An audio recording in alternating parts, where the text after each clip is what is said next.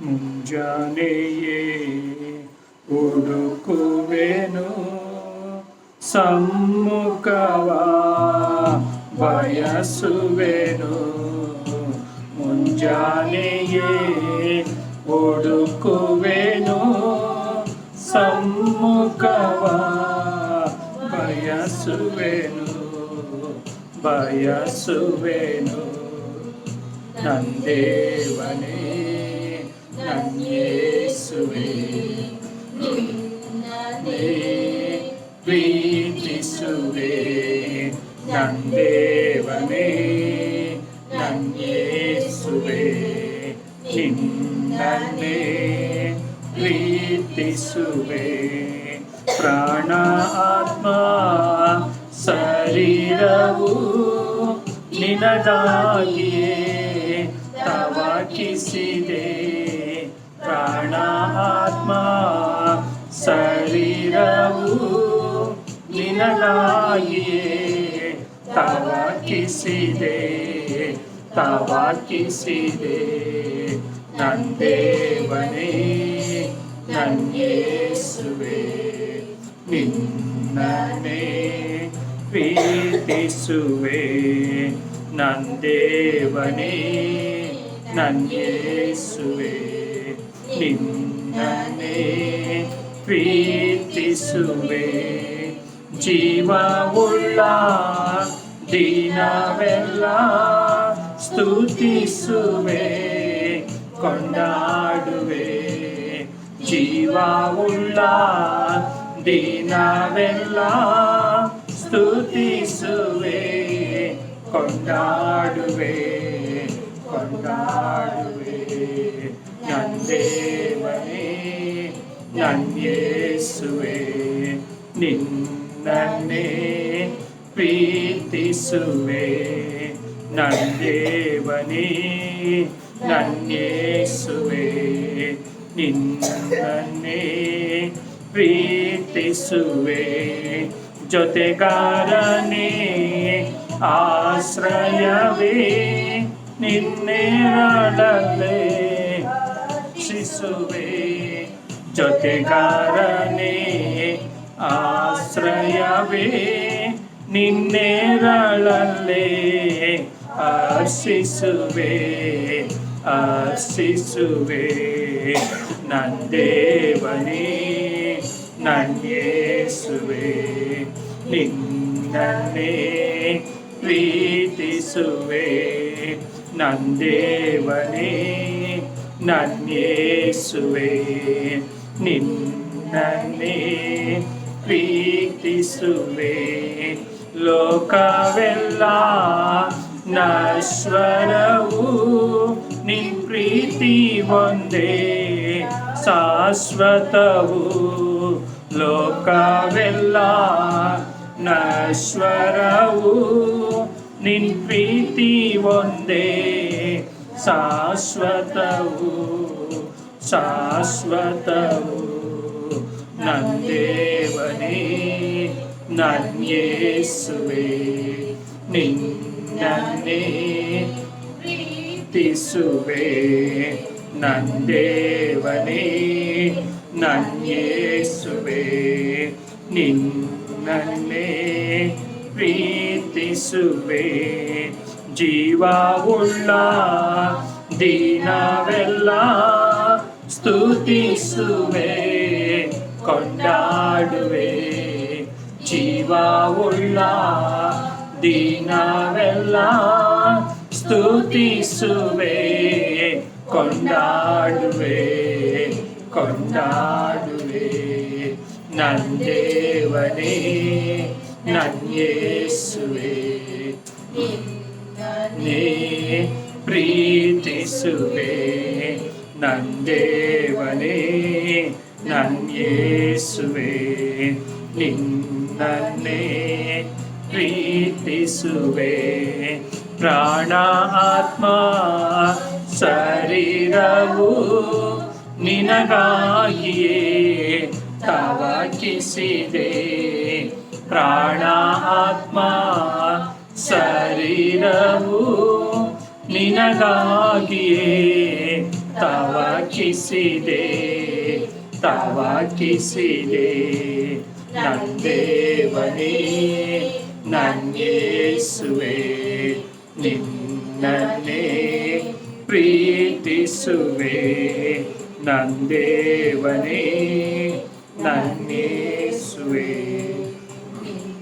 ನನ್ನೇ ಪ್ರೀತಿಸುವೆ ನಂದೇವನೇ ನನ್ಯೇಸುವೆ ನಿನ್ನನ್ನೇ ಪ್ರೀತಿಸುವೆ ಮುಂಜಾನೆಯೇ ಹುಡುಕುವೆನು ನಿನ್ ಸಮ್ಮುಖವ ಬಯಸುವೆನು ಮುಂಜಾನೆಯೇ ಹುಡುಕುವೆನು ನಿನ್ ಸಮ್ಮುಖವ ಬಯಸುವೆನು ಬಯಸುವೆನು ನಂದೇವನೇ ನನ್ಯೇಸುವೆ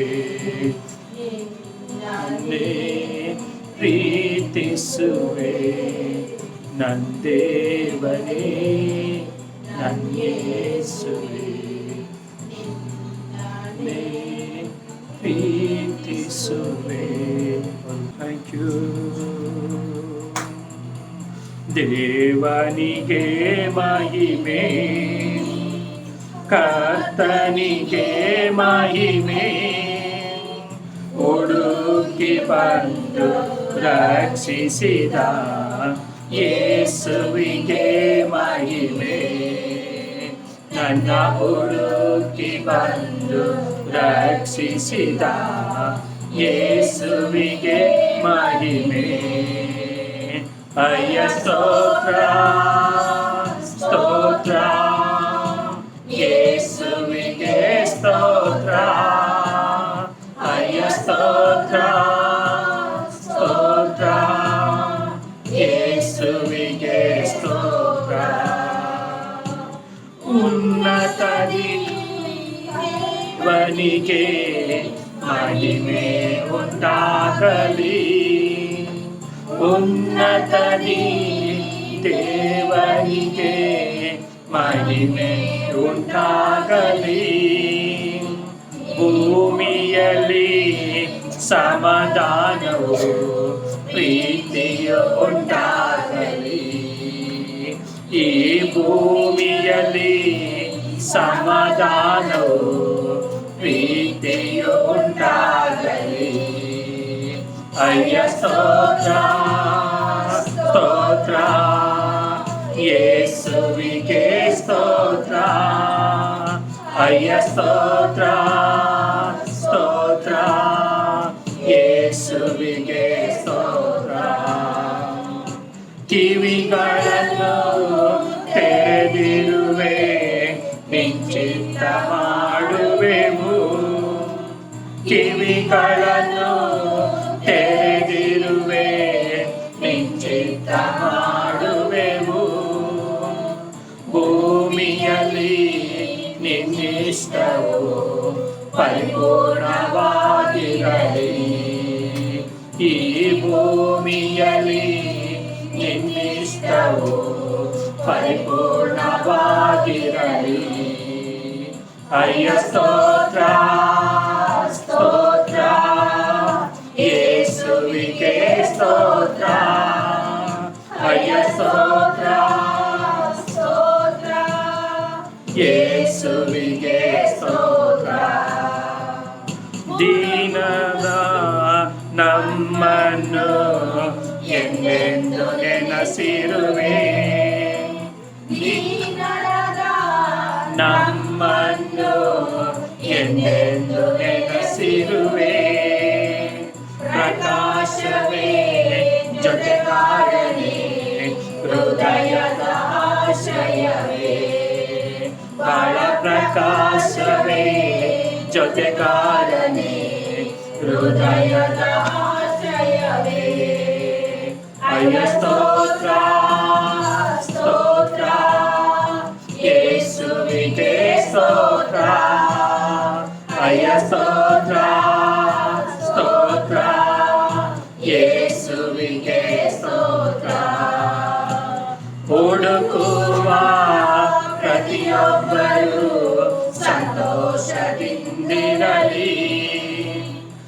ಹುಡುಕುವ ಪ್ರತಿಯೊಬ್ಬರು ಸಂತೋಷದಿಂದಿರಲಿ.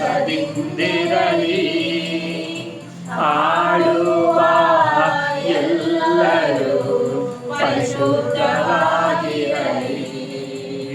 ಇಂದು ಆಡುವ ಎಲ್ಲರೂ ಪರಿಶುದ್ಧವಾಗಿರಲಿ. ಅಯ್ಯ ಸ್ತೋತ್ರ ಸ್ತೋತ್ರ ಯೇಸುವಿಗೆ ಸ್ತೋತ್ರ. ಅಯ್ಯ ಸ್ತೋತ್ರ ಸ್ತೋತ್ರ ಯೇಸುವಿಗೆ ಸ್ತೋತ್ರ. ದೇವನಿಗೆ ಮಹಿಮೆ, ಕರ್ತನಿಗೆ ಮಹಿಮೆ, ಹುಡುಕಿ ಬಂದು ರಕ್ಷಿಸಿದ ಯೇಸುವಿಗೆ ಮಹಿಮೆ. ನನ್ನ ಹುಡುಕಿ ಬಂದು ರಕ್ಷಿಸಿದ ಯೇಸುವಿಗೆ ಮಹಿಮೆ.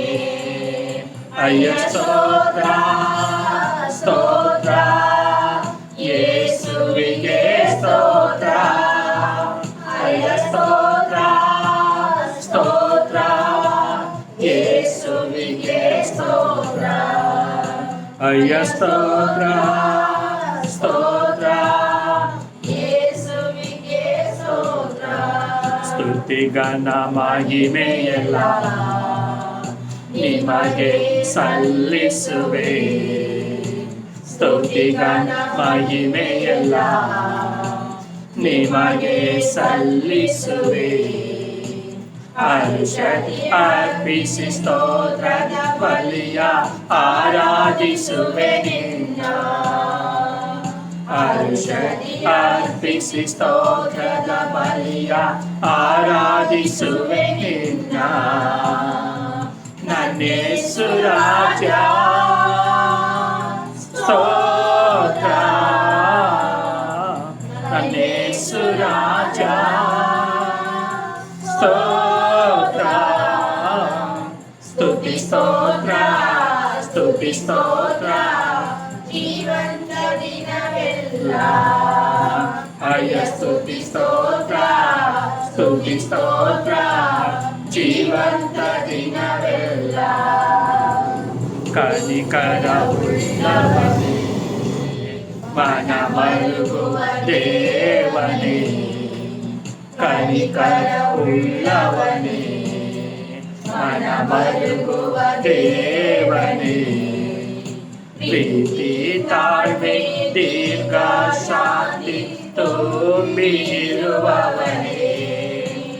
ಪ್ರೀತಿ ತಾಳ್ಮೆ ದೀರ್ಘ ಶಾಂತಿ ತುಂಬಿರುವವನೇ. ನನ್ನೇಸು ರಾಜ ಸ್ತೋತ್ರ. ನನ್ನೇಸು ರಾಜ ಸ್ತೋತ್ರ. ಸ್ತುತಿ ಸ್ತೋತ್ರ ಸ್ತುತಿ ಸ್ತೋತ್ರ ಜೀವಂತ ದಿನವೆಲ್ಲ. ಅಯ್ಯ ಸ್ತುತಿ ಸ್ತೋತ್ರ ಸ್ತುತಿ ಸ್ತೋತ್ರ ಜೀವಂತ ದಿನವೆಲ್ಲ. ಕೂಗುವ ಎಲ್ಲರಿಗೂ ಬಹು ಸಮೀಪ ಇರುವವನೇ. ಕೂಗುವ ಎಲ್ಲರಿಗೂ ಬಹು ಸಮೀಪ ಇರುವವನೇ. ಕಷ್ಟದಲ್ಲಿ ಕರೆಯುವ ಕೂಗನ್ನು ಕೇಳಿ ಬಿಡುಗಡೆ ಕೊಡುವವನೇ. ಕಷ್ಟದಲ್ಲಿ ಕರೆಯುವ ಕೂಗನ್ನು ಕೇಳಿ ಬಿಡುಗಡೆ ಕೊಡುವವನೇ. ನನ್ನೇಸು ರಾಜ ಸ್ತೋತ್ರ. ನನ್ನೇಸು ರಾಜ ಸ್ತೋತ್ರ. ಸ್ತುತಿ ಸ್ತೋತ್ರ ಸ್ತುತಿ ಸ್ತೋತ್ರ ಜೀವಂತ ದಿನವೆಲ್ಲ. ಅಯ್ಯ ಸ್ತುತಿ ಸ್ತೋತ್ರ ಸ್ತುತಿ ಸ್ತೋತ್ರ ಜೀವಂತ ದಿನವೆಲ್ಲ. ಸೃಷ್ಟಿಗಿಂತ ಮೊದಲೇ ನಿನಗಾಗಿ ಜಡಿಯಲ್ಪಟ್ಟೆ. ಸೃಷ್ಟಿಗಿಂತ ಮೊದಲೇ ನನಗಾಗಿ ಜಡಿಯಲ್ಪಟ್ಟೆ. ದುಷ್ಟನ ಜೀವನ ನಡೆಸಿದ ನನಗೆ ನವ ಜೀವ ಕರುಣಿಸಿದೆ. ದುಷ್ಟನ ಜೀವನ ನಡೆಸಿದ ನನಗೆ ನವ ಜೀವ ಕರುಣಿಸಿದೆ. ನನ್ನ ಯೇಸು ರಾಜ ಸ್ತೋತ್ರ, ನನ್ನ ಯೇಸು ರಾಜ ಸ್ತೋತ್ರ, ಸ್ತುತಿ ಸ್ತೋತ್ರ, ಸ್ತುತಿ ಸ್ತೋತ್ರ, ಜೀವಂತ ದಿನವೆಲ್ಲ ಅಯ್ಯ ಸ್ತುತಿ ಸ್ತೋತ್ರ, ಸ್ತುತಿ ಸ್ತೋತ್ರ, ಜೀವಂತ ದಿನವೆಲ್ಲ ಸ್ತುತಿ ಸ್ತೋತ್ರ, ಸ್ತುತಿ ಸ್ತೋತ್ರ, ಜೀವಂತ ದಿನವೆಲ್ಲ.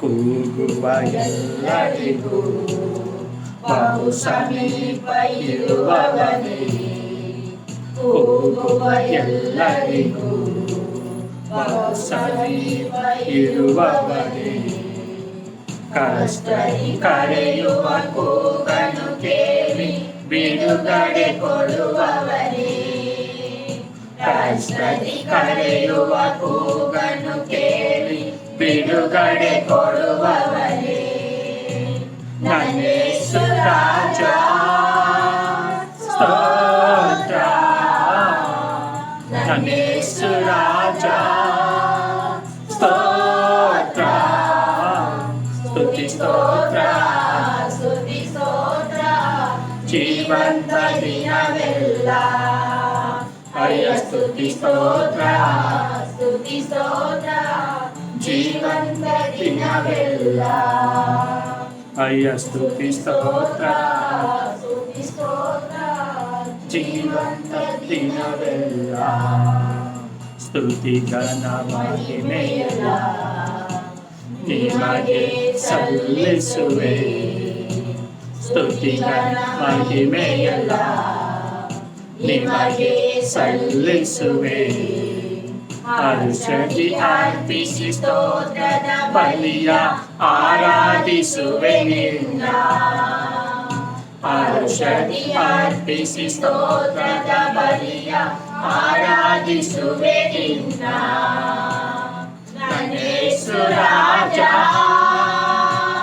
ಸ್ತೋತ್ರ, ನನ್ನ ಯೇಸು ರಾಜ ಸ್ತೋತ್ರ, ಸ್ತುತಿ ಸ್ತೋತ್ರ, ಸ್ತುತಿ ಸ್ತೋತ್ರ, ಜೀವಂತ ದಿನವೆಲ್ಲ ಅಯ್ಯ ಸ್ತುತಿ ಸ್ತೋತ್ರ, ಸ್ತುತಿ ಸ್ತೋತ್ರ, ಜೀವಂತ ದಿನವೆಲ್ಲ ಅಯ್ಯ ಸ್ತುತಿ ಸ್ತೋತ್ರ, ಸ್ತುತಿ ಸ್ತೋತ್ರ, ಜೀವಂತ ದಿನವೆಲ್ಲ ಅಯ್ಯ ಸ್ತುತಿ ಸ್ತೋತ್ರ, ಸ್ತುತಿ ಸ್ತೋತ್ರ, ಜೀವಂತ ದಿನವೆಲ್ಲ. ನನ್ನ ದೇವನೇ ನನ್ನ ಯೇಸುವೇ ನಿನ್ನನ್ನೇ ಕೊಂಡಾಡುವೆ, ಮೇಲಕ್ಕೆತ್ತುವೆ ಘನಪಡಿಸುವೆ ಎಂದೆಂದು ನಿನ್ನ ನಾಮವ. ನನ್ನ ದೇವನೇ ನನ್ನ ಯೇಸುವೇ ನಿನ್ನನ್ನೇ ಕೊಂಡಾಡುವೆ, ಮೇಲಕ್ಕೆತ್ತುವೆ ಘನಪಡಿಸುವೆ ಎಂದೆಂದು ನಿನ್ನ ನಾಮವ. Hallelujah hallelujah hallelujah hallelujah hallelujah hallelujah hallelujah hallelujah hallelujah hallelujah hallelujah hallelujah. ಪಾಪಿ ನನ್ನ ಪ್ರೀತಿಸಿ ಪರಿಶುದ್ಧಗೊಳಿಸಿ ಪರಲೋಕ ನನಗೆ ನೀಡಿದೆ. ಓ ನನ್ನ ದೇವನೇ ನಿನ್ನ ಪ್ರೀತಿ ಶ್ರೇಷ್ಠವು ಎಂದೆಂದು ನಾನು ಮರೆಯೆನು. ಪಾಪಿ ನನ್ನ ಪ್ರೀತಿಸಿ ಪರಿಶುದ್ಧಗೊಳಿಸಿ ಪರಲೋಕ ನನಗೆ ನೀಡಿದೆ. ಓ ನನ್ನ ದೇವನೇ ನಿನ್ನ ಪ್ರೀತಿ ಶ್ರೇಷ್ಠವು ಎಂದೆಂದು ನಾನು ಮರೆಯೆನು.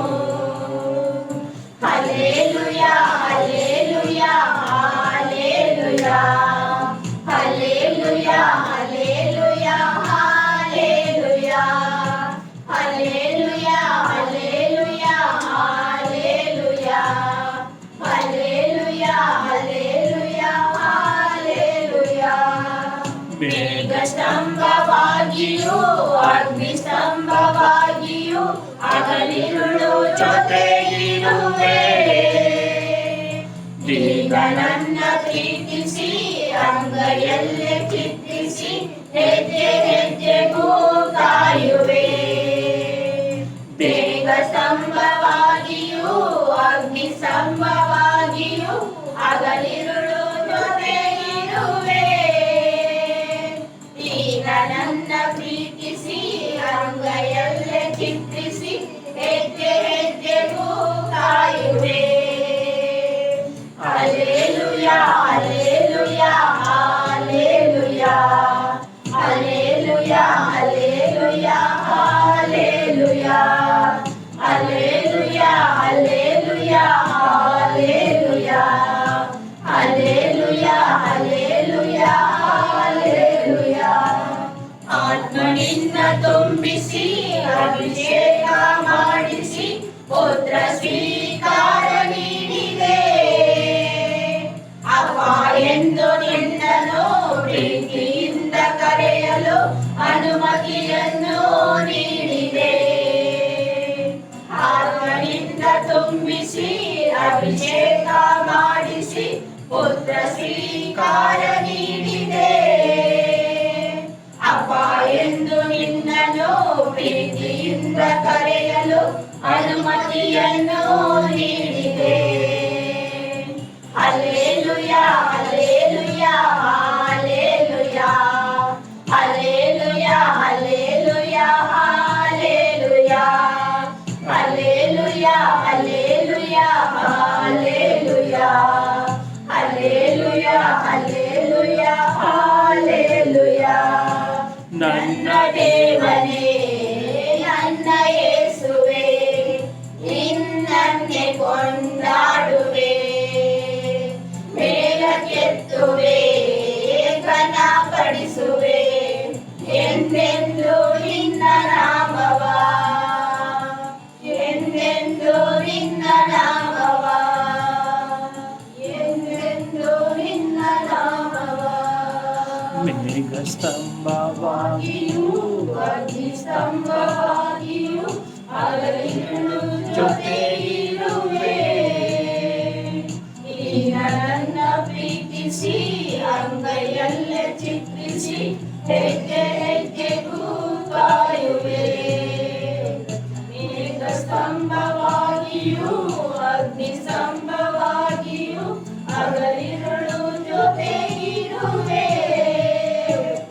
ಈಗ ನನ್ನ ಪ್ರೀತಿಸಿ ಅಂಗೈಯಲ್ಲೇ ಚಿತ್ರಿಸಿ ಹೆಜ್ಜೆ ಹೆಜ್ಜೆಗೂ ಕಾಯುವೆ. Hallelujah hallelujah hallelujah hallelujah hallelujah hallelujah hallelujah hallelujah hallelujah hallelujah hallelujah hallelujah. ಕಣ್ಣುಗಳು ಮುಚ್ಚಿದವರಾಗಿ hallelujah hallelujah hallelujah hallelujah hallelujah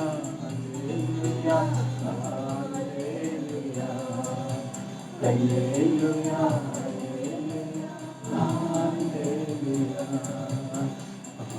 ನನ್ನ ಪ್ರೀತಿಸಿ ಪರಿಶುದ್ಧಗೊಳಿಸಿ ಪರಲೋಕ ನನಗೆ ನೀಡಿದೆ.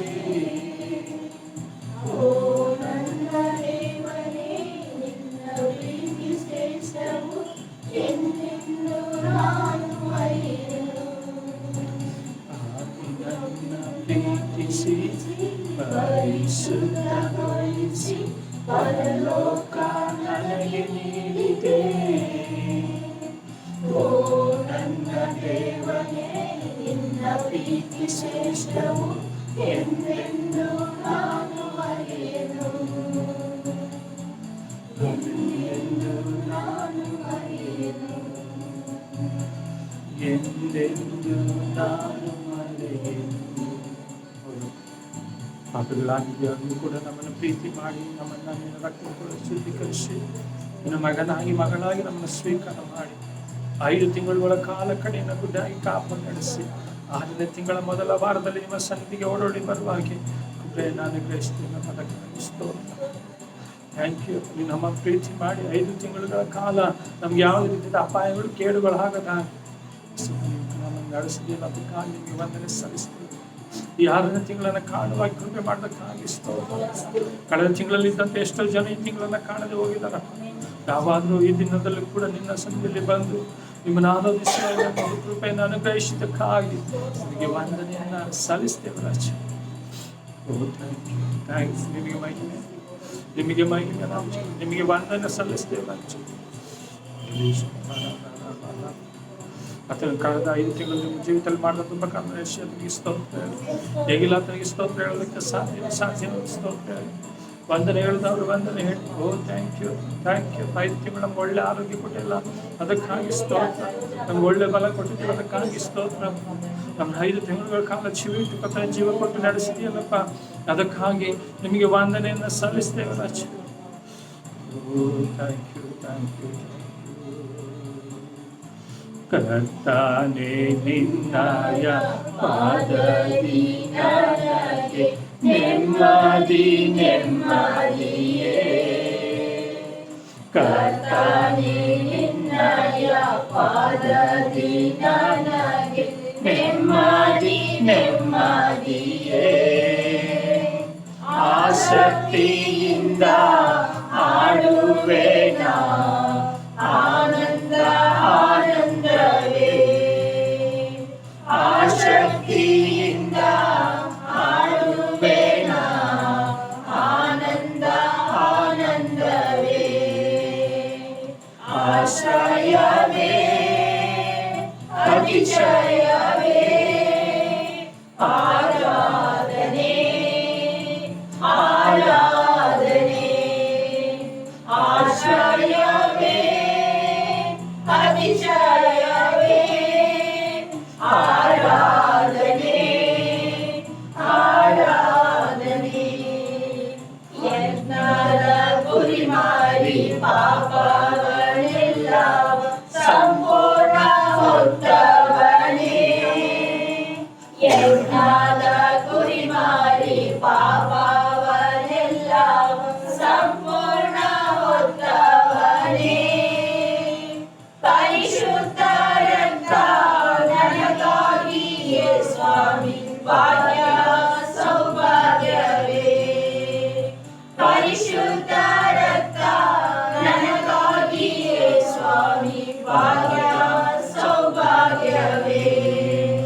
ಪರಿಶುದ್ಧನೇ ಪಾವನನೇ ಆರಾಧನೆ ಆರಾಧನೆ.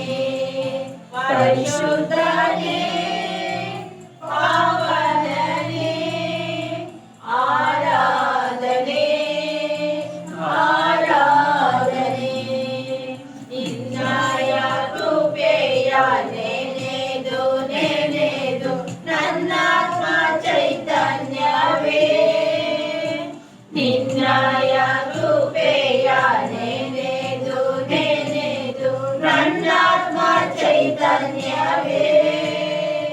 ನನ್ನನು ನೀ ನನ್ನ ಪ್ರಿಯನು ನೀ ನನ್ನೇಸು ರಾಜನು ನೀ. ನನ್ನನು ನೀ ನನ್ನ ಪ್ರಿಯನು ನೀ ನನ್ನೇಸು ರಾಜನು ನೀ.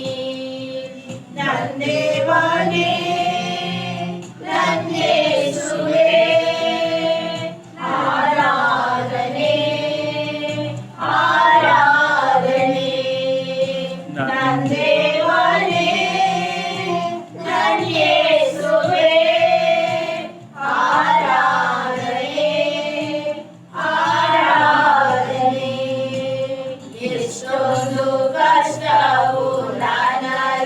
ಬಂದರು ನಿನ್ನನ್ನು ಆಗಲೇನು ಎಷ್ಟೊಂದು ಕಷ್ಟವು ನನಗೆ ಬಂದರು ನಿನ್ನನ್ನು ಆಗಲೇನು ರಕ್ತವ ಸುರಿಸಿ ಸಾಕ್ಷಿ ನೀಡುವೆ ನಿಶ್ಚಯವೇ ರಕ್ತವ ಸುರಿಸಿ ಸಾಕ್ಷಿ ನೀಡುವೆ ನಿಶ್ಚಯವೇ ರಕ್ಷಕನೇ ಯೇಸು ದೇವಾ ಆರಾಧನೆ ಆರಾಧನೆ ರಕ್ಷಕನೇ ಯೇಸು ದೇವಾ ಆರಾಧನೆ ಆರಾಧನೆ ಆರಾಧನೆ ಆರಾಧನೆ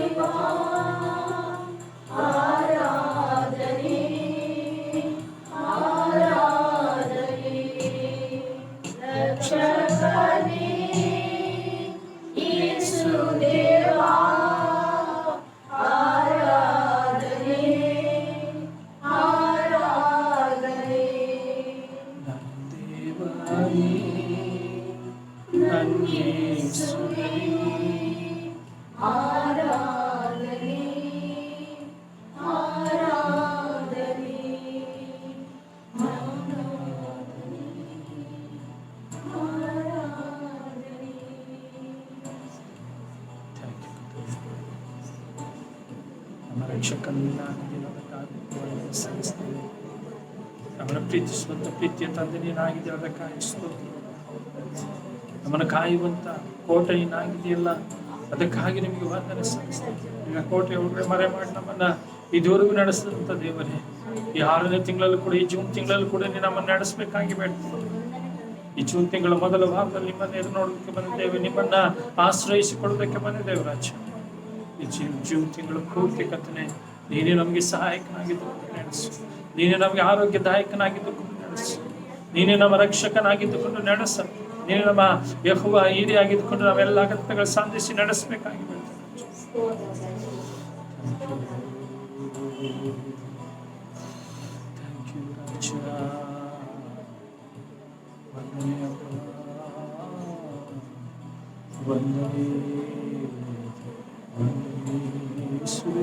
ನಿಮಗೆ ವಂದನೆ, ಯೇಸುವೇ ನಿಮಗೆ ವಂದನೆ ಅಪ್ಪ, ನಿಮಗೆ ವಂದನೆ, ನಿಮಗೆ ವಂದನೆ, ನಿಮಗೆ ವಂದನೆ, ನಿಮಗೆ ವಂದನೆ ರಾಜ, ನಿಮಗೆ ವಂದನೆ.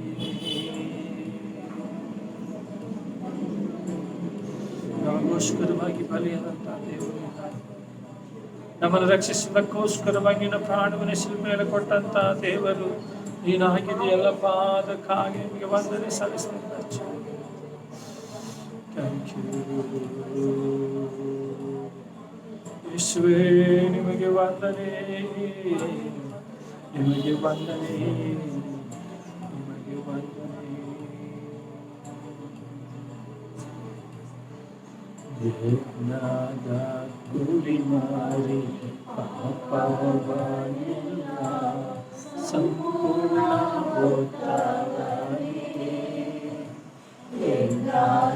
ಕುರಿಮಾರಿ ಪಾಪವನ್ನೆಲ್ಲ ಸಂಪೂರ್ಣ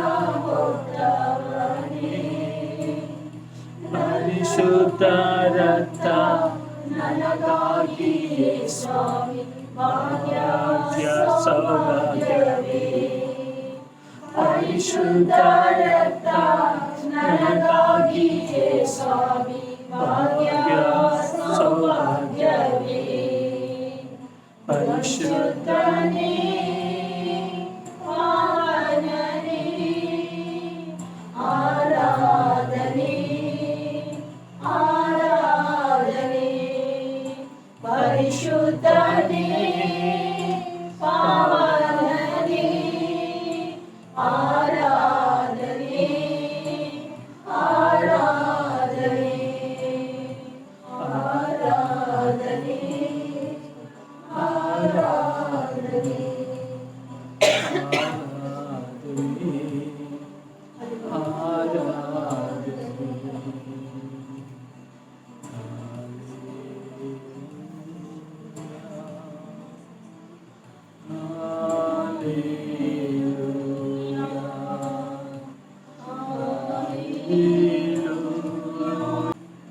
ಪ್ರಸನ್ನತೆಯಲ್ಲಿ ನಮ್ಮನ್ನು ಮರೆಮಾಡಿ ನಡೆಸ ಲೋಕದಲ್ಲಿ ಎಷ್ಟು ವಿರೋಧಗಳಿದ್ದಾಗಿ ಕೂಡ ನೀನು ನಮ್ಮನ್ನು ಕಾಪಾಡುವಂತ ದೇವರು, ನಿನ್ನ ದೂತರನ್ನು ಕಾವಲಿಸಿ ನಮ್ಮನ್ನು ಕಾಯುವಂತ ದೇವರು ನೀನಾಗಿದೆಯಲ್ಲ, ಅದಕ್ಕಾಗಿ ಸ್ತೋತ್ರ.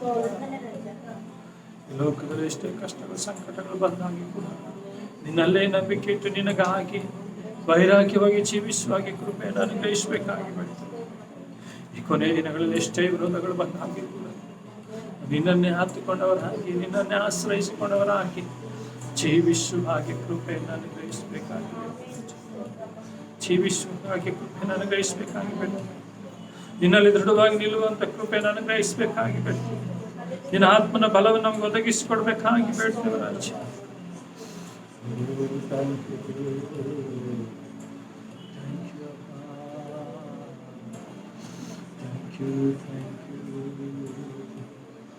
ಯೇಸುವೇ ಯೇಸುವೇ ಯೇಸುವೇ ಯೇಸುವೇ thank you thank you thank you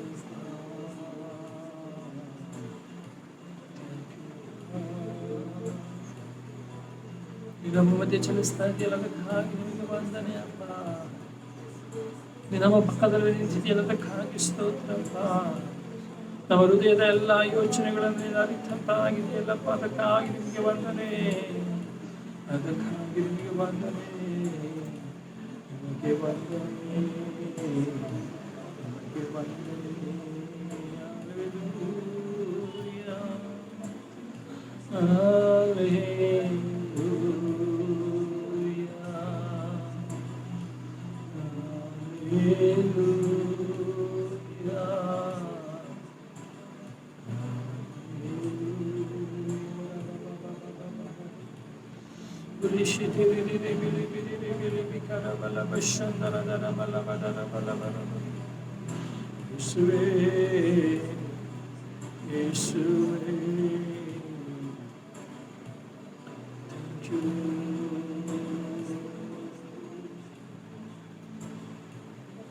ಕೃತ್ಯಗಳು 6ನೇ ಅಧ್ಯಾಯ 4ನೇ ವಚನದಲ್ಲಿ ಪೇತ್ರನು ಈ ರೀತಿ ಹೇಳ್ತಾನೆ, ನಾವಾದರೂ ಪ್ರಾರ್ಥನೆಯನ್ನು ವಾಕ್ಯೋಪದೇಶವನ್ನ ಮಾಡುವುದರಲ್ಲಿ ನಿರತರಾಗಿರುವೆವು ಎಂದು ಹೇಳಿದನು.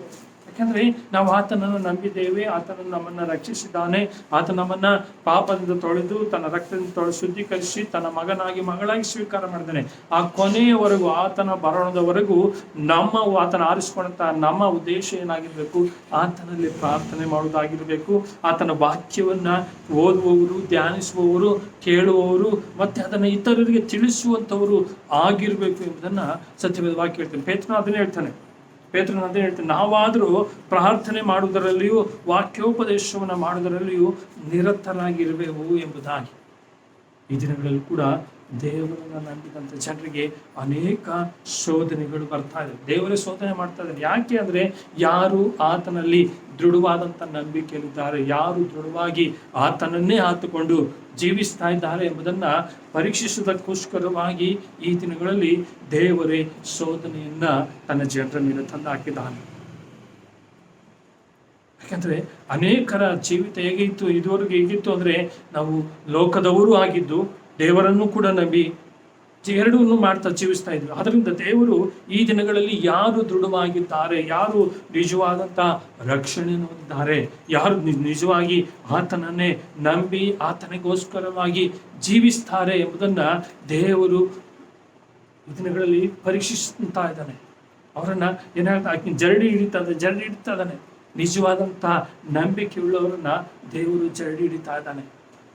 ಯಾಕಂದರೆ ಆತನ ಬರೋಣ ಹತ್ತಿರ ಆಗಿರೋದ್ರಿಂದ ಅಡಗಾರನ ಹೇಳುವಾಗಿ ಗೋಧಿಯನ್ನು ಬೇರ್ಪಡಿಸಿ ಕಣಜದೊಳಗೆ ಸೇರಿಸಿ ಒಟ್ಟನ್ನ ಬೆಂಕಿಯಲ್ಲಿ ಸುಟ್ಟು ಬಿಡ್ತಾರೆ. ಅದಕ್ಕೆ ದೇವರು ಕೂಡ ತನ್ನ ಪರಲೋಕ ರಾಜ್ಯಕ್ಕೆ ಸೇರಿಸುವುದಕ್ಕೆ ಆತನ ನಂಬಿದಂಥ ಜನರನ್ನ ಪರಿಶೋಧಿಸ್ತಾ ಇದ್ದಾನೆ. ಯಾರು ದೃಢವಾಗಿದ್ದಾರೆ, ಯಾರು ನಿಜವಾಗಿ ನನ್ನನ್ನು ನಂಬಿದ್ದಾರೆ, ಯಾರು ನಿಜವಾಗಿ ನನ್ನನ್ನು ಹಿಂಬಾಲಿಸ್ತಿದ್ದಾರೆ, ನನಗೋಸ್ಕರವಾಗಿ ಜೀವಿಸುವುದಕ್ಕೂ ಸಿದ್ಧವಾಗಿದ್ದಾರೆ ಎಂಬುದನ್ನು ದೇವರೇ ಜರಡಿ ಹಿಡಿದು ಅವರನ್ನ ಆಯ್ದು ಪರಲೋಕ ರಾಜ್ಯಕ್ಕೆ ಸೇರಿಸುವುದಕ್ಕೆ ಆತನ ಬರೋಣಕ್ಕೆ ಮುಂಚೆ ಜನರನ್ನ ಸಿದ್ಧಪಡಿಸ್ತಾ ಇದ್ದಾನೆ. ಆದುದರಿಂದ ನಾವು ಈ ದಿನಗಳಲ್ಲಿ ಹೇಗೆ ಜೀವಿಸ್ತಾ ಇದ್ದೇವೆ ಎಂಬುದನ್ನು ನಮ್ಮನ್ನು ನಾವು ಪರೀಕ್ಷಿಸಿಕೊಳ್ಬೇಕಾಗಿದೆ. ಯಾಕಂದರೆ ಆತನ ಬರೋಣ ಬಹಳ ಹತ್ತಿರ ಆಗಿರೋದ್ರಿಂದ ಆತನು ತನ್ನನ್ನು ನಂಬಿದ್ದೇವೆ ಎಂಬುದಾಗಿ ಹೇಳಿಕೊಳ್ಳುವಂಥ ಜನರನ್ನ ಆತನು ಶೋಧಿಸ್ತಾ ಇದ್ದಾನೆ. ಅವ್ರು ಬರೀ ಬಾಯಿಯಲ್ಲಿ ಹೇಳ್ತಾ ಇದ್ದಾರೆ ಅಥವಾ ತೋರಿಕೆಯಲ್ಲಿ ಮಾತ್ರವೇ ಹೇಳ್ತಾರೆ ನಾವು ಕ್ರಿಸ್ತನನ್ನು ನಂಬಿದ್ದೇವೆ ಎಂಬುದನ್ನು, ಅಥವಾ ನಿಜವಾಗಿ ಮನಪೂರ್ವಕವಾಗಿ ನಂಬಿದ್ದಾರಾ ಎಂಬುದನ್ನು ದೇವರೇ ಅವರನ್ನ ಶೋಧಿಸ್ತಾ ಇದ್ದಾನೆ. ಶೋಧಿಸಿ ನಿಜವಾದಂಥ ಭಯಭಕ್ತಿ ಉಳ್ಳವರನ್ನ ಮಾತ್ರವೇ ಪರಲೋಕಕ್ಕೆ ಕರ್ಕೊಂಡು ಹೋಗೋದಕ್ಕೆ ಆತನು ಬರಲಿದ್ದಾನೆ. ಅದಕ್ಕೆ ಸಿದ್ಧತೆಗಳು ನಡೀತಾ ಇದೆ. ನಾವು ಸತ್ಯವೇದದಲ್ಲಿ ನೋಡುವುದಾದ್ರೆ ಯೇಸು ಹೇಳಿದ್ದಾರೆ, ನಾನು ಬರೋಣಕ್ಕೆ ಮುಂಚೆ ಈ ಲೋಕದಲ್ಲಿ ಏನೆಲ್ಲ ನಡೀತದೆ ಎಂಬುದನ್ನು ಆತ ಹೇಳ್ತಾನೆ. ನಾನು ಬರೋದಕ್ಕಿಂತ ಮುಂಚೆ ಪ್ರಸವ ವೇದನೆಯ ಪ್ರಾರಂಭ ಅಷ್ಟೇ. ಪ್ರಸವ ವೇದನೆ ಇನ್ನೂ ಬಂದಿಲ್ಲ, ವೇದನೆಯ ಪ್ರಾರಂಭ ಅಷ್ಟೇ. ವೇದನೆಯ ಪ್ರಾರಂಭವೇ ಇಷ್ಟು ಕಠೋರವಾಗಿರುವುದಾದರೆ ಇನ್ನು ವೇದನೆ ಆದರೆ ಇನ್ನು ಹೇಗಿರ್ತದೆ? ನಮ್ಮನ್ನು ನಾವು ಆತ್ಮನ ಬಲದಿಂದ ತುಂಬಿದವರಾಗಿದ್ದರೆ ಮಾತ್ರವೇ ಆತನ ಬರೋಣಕ್ಕೆ, ಆತನನ್ನು ಎದುರುಗೊಳ್ಳೋದಕ್ಕೆ ಸಾಧ್ಯ ಆಗ್ತದಿಲ್ಲ. ಅಂದರೆ ಆತನನ್ನು ಎದುರುಗೊಳ್ಳೋದಕ್ಕೆ ಸಾಧ್ಯ ಆಗೋದಿಲ್ಲ. ಅದಕ್ಕೆ ಯೋಹಾನ ತನ್ನ ಪತ್ರಿಕೆಯಲ್ಲಿ ಹೇಳ್ತಾನೆ, 1ನೇ ಪತ್ರಿಕೆ 4ನೇ ಅಧ್ಯಾಯ 1ನೇ ವಚನದಿಂದ 4ನೇ ವಚನದವರೆಗೆ. ಯೋಹಾನ್ ಬರೆದ ಪತ್ರಿಕೆ 1ನೇ ಪತ್ರಿಕೆ 4ನೇ ಅಧ್ಯಾಯ 1ನೇ ವಚನದಿಂದ 4ನೇ ವಚನದವರೆಗೆ. ಪ್ರಿಯರೇ, ಅನೇಕ ಮಂದಿ ಸುಳ್ಳು ಪ್ರವಾದಿಗಳು ಈ ಲೋಕದೊಳಗೆ ಬಂದಿರುವುದರಿಂದ ನೀವು ಆತ್ಮದ ಎಲ್ಲ ನುಡಿಗಳನ್ನು ನಂಬದೆ ಆಯಾ ನುಡಿಗಳು ದೇವರಿಂದ ಪ್ರೇರಿತವಾದವುಗಳೋ ಅಲ್ಲವೋ ಎಂದು ಅವುಗಳನ್ನು ಪರೀಕ್ಷಿಸಬೇಕು ಎಂಬುದಾಗಿ. ಆತನ ನಂಬಿ ಆತನ ಸಭೆಗೆ ಬಂದು ಆರಾಧಿಸುವಂತ ಜನರನ್ನು ಕೂಡ ದೇವರು ಹೇಳ್ತಾ ಇದ್ದಾನೆ, ಅನೇಕರು ನಾವು ನಂಬಿದ್ದೇವೆ ಎಂಬುದಾಗಿ ವೇಷವನ್ನು ಹಾಕಿ ಸಭೆಯಲ್ಲಿ ಬಂದು ಆರಾಧನೆ ಮಾಡ್ತಾ ಇದ್ದಾರೆ. ಆದುದರಿಂದ ಅವರ ನಡವಳಿಕೆ, ಅವರ ನಡೆನುಡಿಗಳು, ಅವರ ಜೀವನದ ಶೈಲಿ ಅದು ನಿಜವಾಗಿ ದೇವರನ್ನು ನಂಬಿದ್ದಾರಾ ಇಲ್ಲವಾ ಎಂಬುದನ್ನು ತೋರಿಸುವಂಥದ್ದಾಗಿದೆ, ಪರೀಕ್ಷಿಸುವಂಥದ್ದಾಗಿದೆ. ಆದುದರಿಂದ ನೀವು ಬಹಳ ಜಾಗ್ರತೆಯಿಂದ ಕೊನೆ ದಿನಗಳಲ್ಲಿ ಇರ್ರಿ. ಅನೇಕರು ಸಭೆಗಳಲ್ಲಿ ಕ್ರೈಸ್ತರು ಎಂಬುದಾಗಿ ಹೇಳಿಕೊಂಡು ನಿಜವಾದಂಥ ಕ್ರೈಸ್ತರ ಮಧ್ಯದಲ್ಲಿ ನಾಟಕವನ್ನ, ವೇಷವನ್ನು ಹಾಕಿಕೊಂಡು ಈ ದಿನಗಳಲ್ಲಿ ಜೀವಿಸ್ತಾ ಇದ್ದಾರೆ. ಅದಕ್ಕೆ ಈ ವಾಕ್ಯ ಹೇಳ್ತದೆ, ನಿಮ್ಮ ಅನೇಕ ಮಂದಿ ಸುಳ್ಳು ಪ್ರವಾದಿಗಳು, ಸುಳ್ಳು ಕ್ರೈಸ್ತರು ಇದ್ದಾರೆ. ನಿಜ ಕ್ರೈಸ್ತರ ಮಧ್ಯದಲ್ಲಿ ಸುಳ್ಳು ಕ್ರೈಸ್ತರು ಎಂಬುದಾಗಿ ವೇಷ ಹಾಕಿಕೊಂಡು ಸುಳ್ಳು ಕ್ರೈಸ್ತರು ಸಭೆಗಳ ಮಧ್ಯದಲ್ಲಿ ಇದ್ದಾರೆ. ಕರ್ತನಲ್ಲಿ ಪ್ರೀತಿಯುಳ್ಳ ದೇವಜನರೇ, 2000 ವರ್ಷಗಳ ಹಿಂದೆ ಬರೆಯಲ್ಪಟ್ಟಂತ ಸತ್ಯದಲ್ಲಿ ದೇವರು ಆಲ್ರೆಡಿ ಹೇಳಿದ್ದಾನೆ, ನಿಮ್ಮ ಕೊನೆಯ ದಿನಗಳಲ್ಲಿ ನನ್ನ ಬರೋಣದಲ್ಲಿ ಸುಳ್ಳು ಕ್ರೈಸ್ತರು ನಿಮ್ಮ ಮಧ್ಯದಲ್ಲಿ ಇರ್ತಾರೆ. ಅದರಲ್ಲಿ ಜಾಗ್ರತೆಯಿಂದ ಇರ್ರಿ. ಸುಳ್ಳು ಕ್ರೈಸ್ತರು ನಿಮ್ಮ ಮಧ್ಯದಲ್ಲಿ ಇದ್ಕೊಂಡು ನಿಮ್ಮ ನಂಬಿಕೆಯನ್ನು ಕೂಡ ದೇವರಿಂದ ದೂರ ಮಾಡ್ತಾರೆ, ನಿಮ್ಮ ನಂಬಿಕೆಯನ್ನು ಕೂಡ ಕಡಿಮೆ ಆಗುವ ರೀತಿಯಲ್ಲಿ ಮಾಡ್ತಾರೆ ಕೊನೆಯ ದಿನಗಳಲ್ಲಿ. ಆದ್ದರಿಂದ ಬಹಳ ಜಾಗ್ರತೆಯಿಂದ ಇರಿ. ನಿಮ್ಮ ಸ್ನೇಹಿತರುಗಳು, ನಿಮ್ಮ ಜೊತೆಯಲ್ಲಿ ಇರುವಂಥವರು, ಆರಾಧನೆ ಮಾಡುವಂಥವರು ಎಂಥವ್ರು ಎಂಬುದನ್ನು ನೀವು ಈ ಕೊನೆ ದಿನಗಳಲ್ಲಿ ಪರೀಕ್ಷಿಸಿಕೊಂಡು ಅವರ ಸಂಘವನ್ನು ಮಾಡಬೇಕೆಂಬುದಾಗಿ ಸತ್ಯವೇದ ಹೇಳ್ತದೆ. ಅವ್ರು ನಿಜವಾಗ್ಲೂ ದೇವರಿಂದ ತುಂಬಿದವರಾಗಿ ದೇವರನ್ನು ಆರಾಧನೆ ಮಾಡ್ತಾ ಇದ್ದಾರ? ಅವರ ಆರಾಧನೆ ನಿಜವಾಗಿ ನಿಜವಾಗಂತ ಮನಪೂರ್ವಕವಾಗಿ ಅವರು ದೇವರನ್ನು ಆರಾಧನೆ ಮಾಡ್ತಾ ಇದ್ದಾರಾ?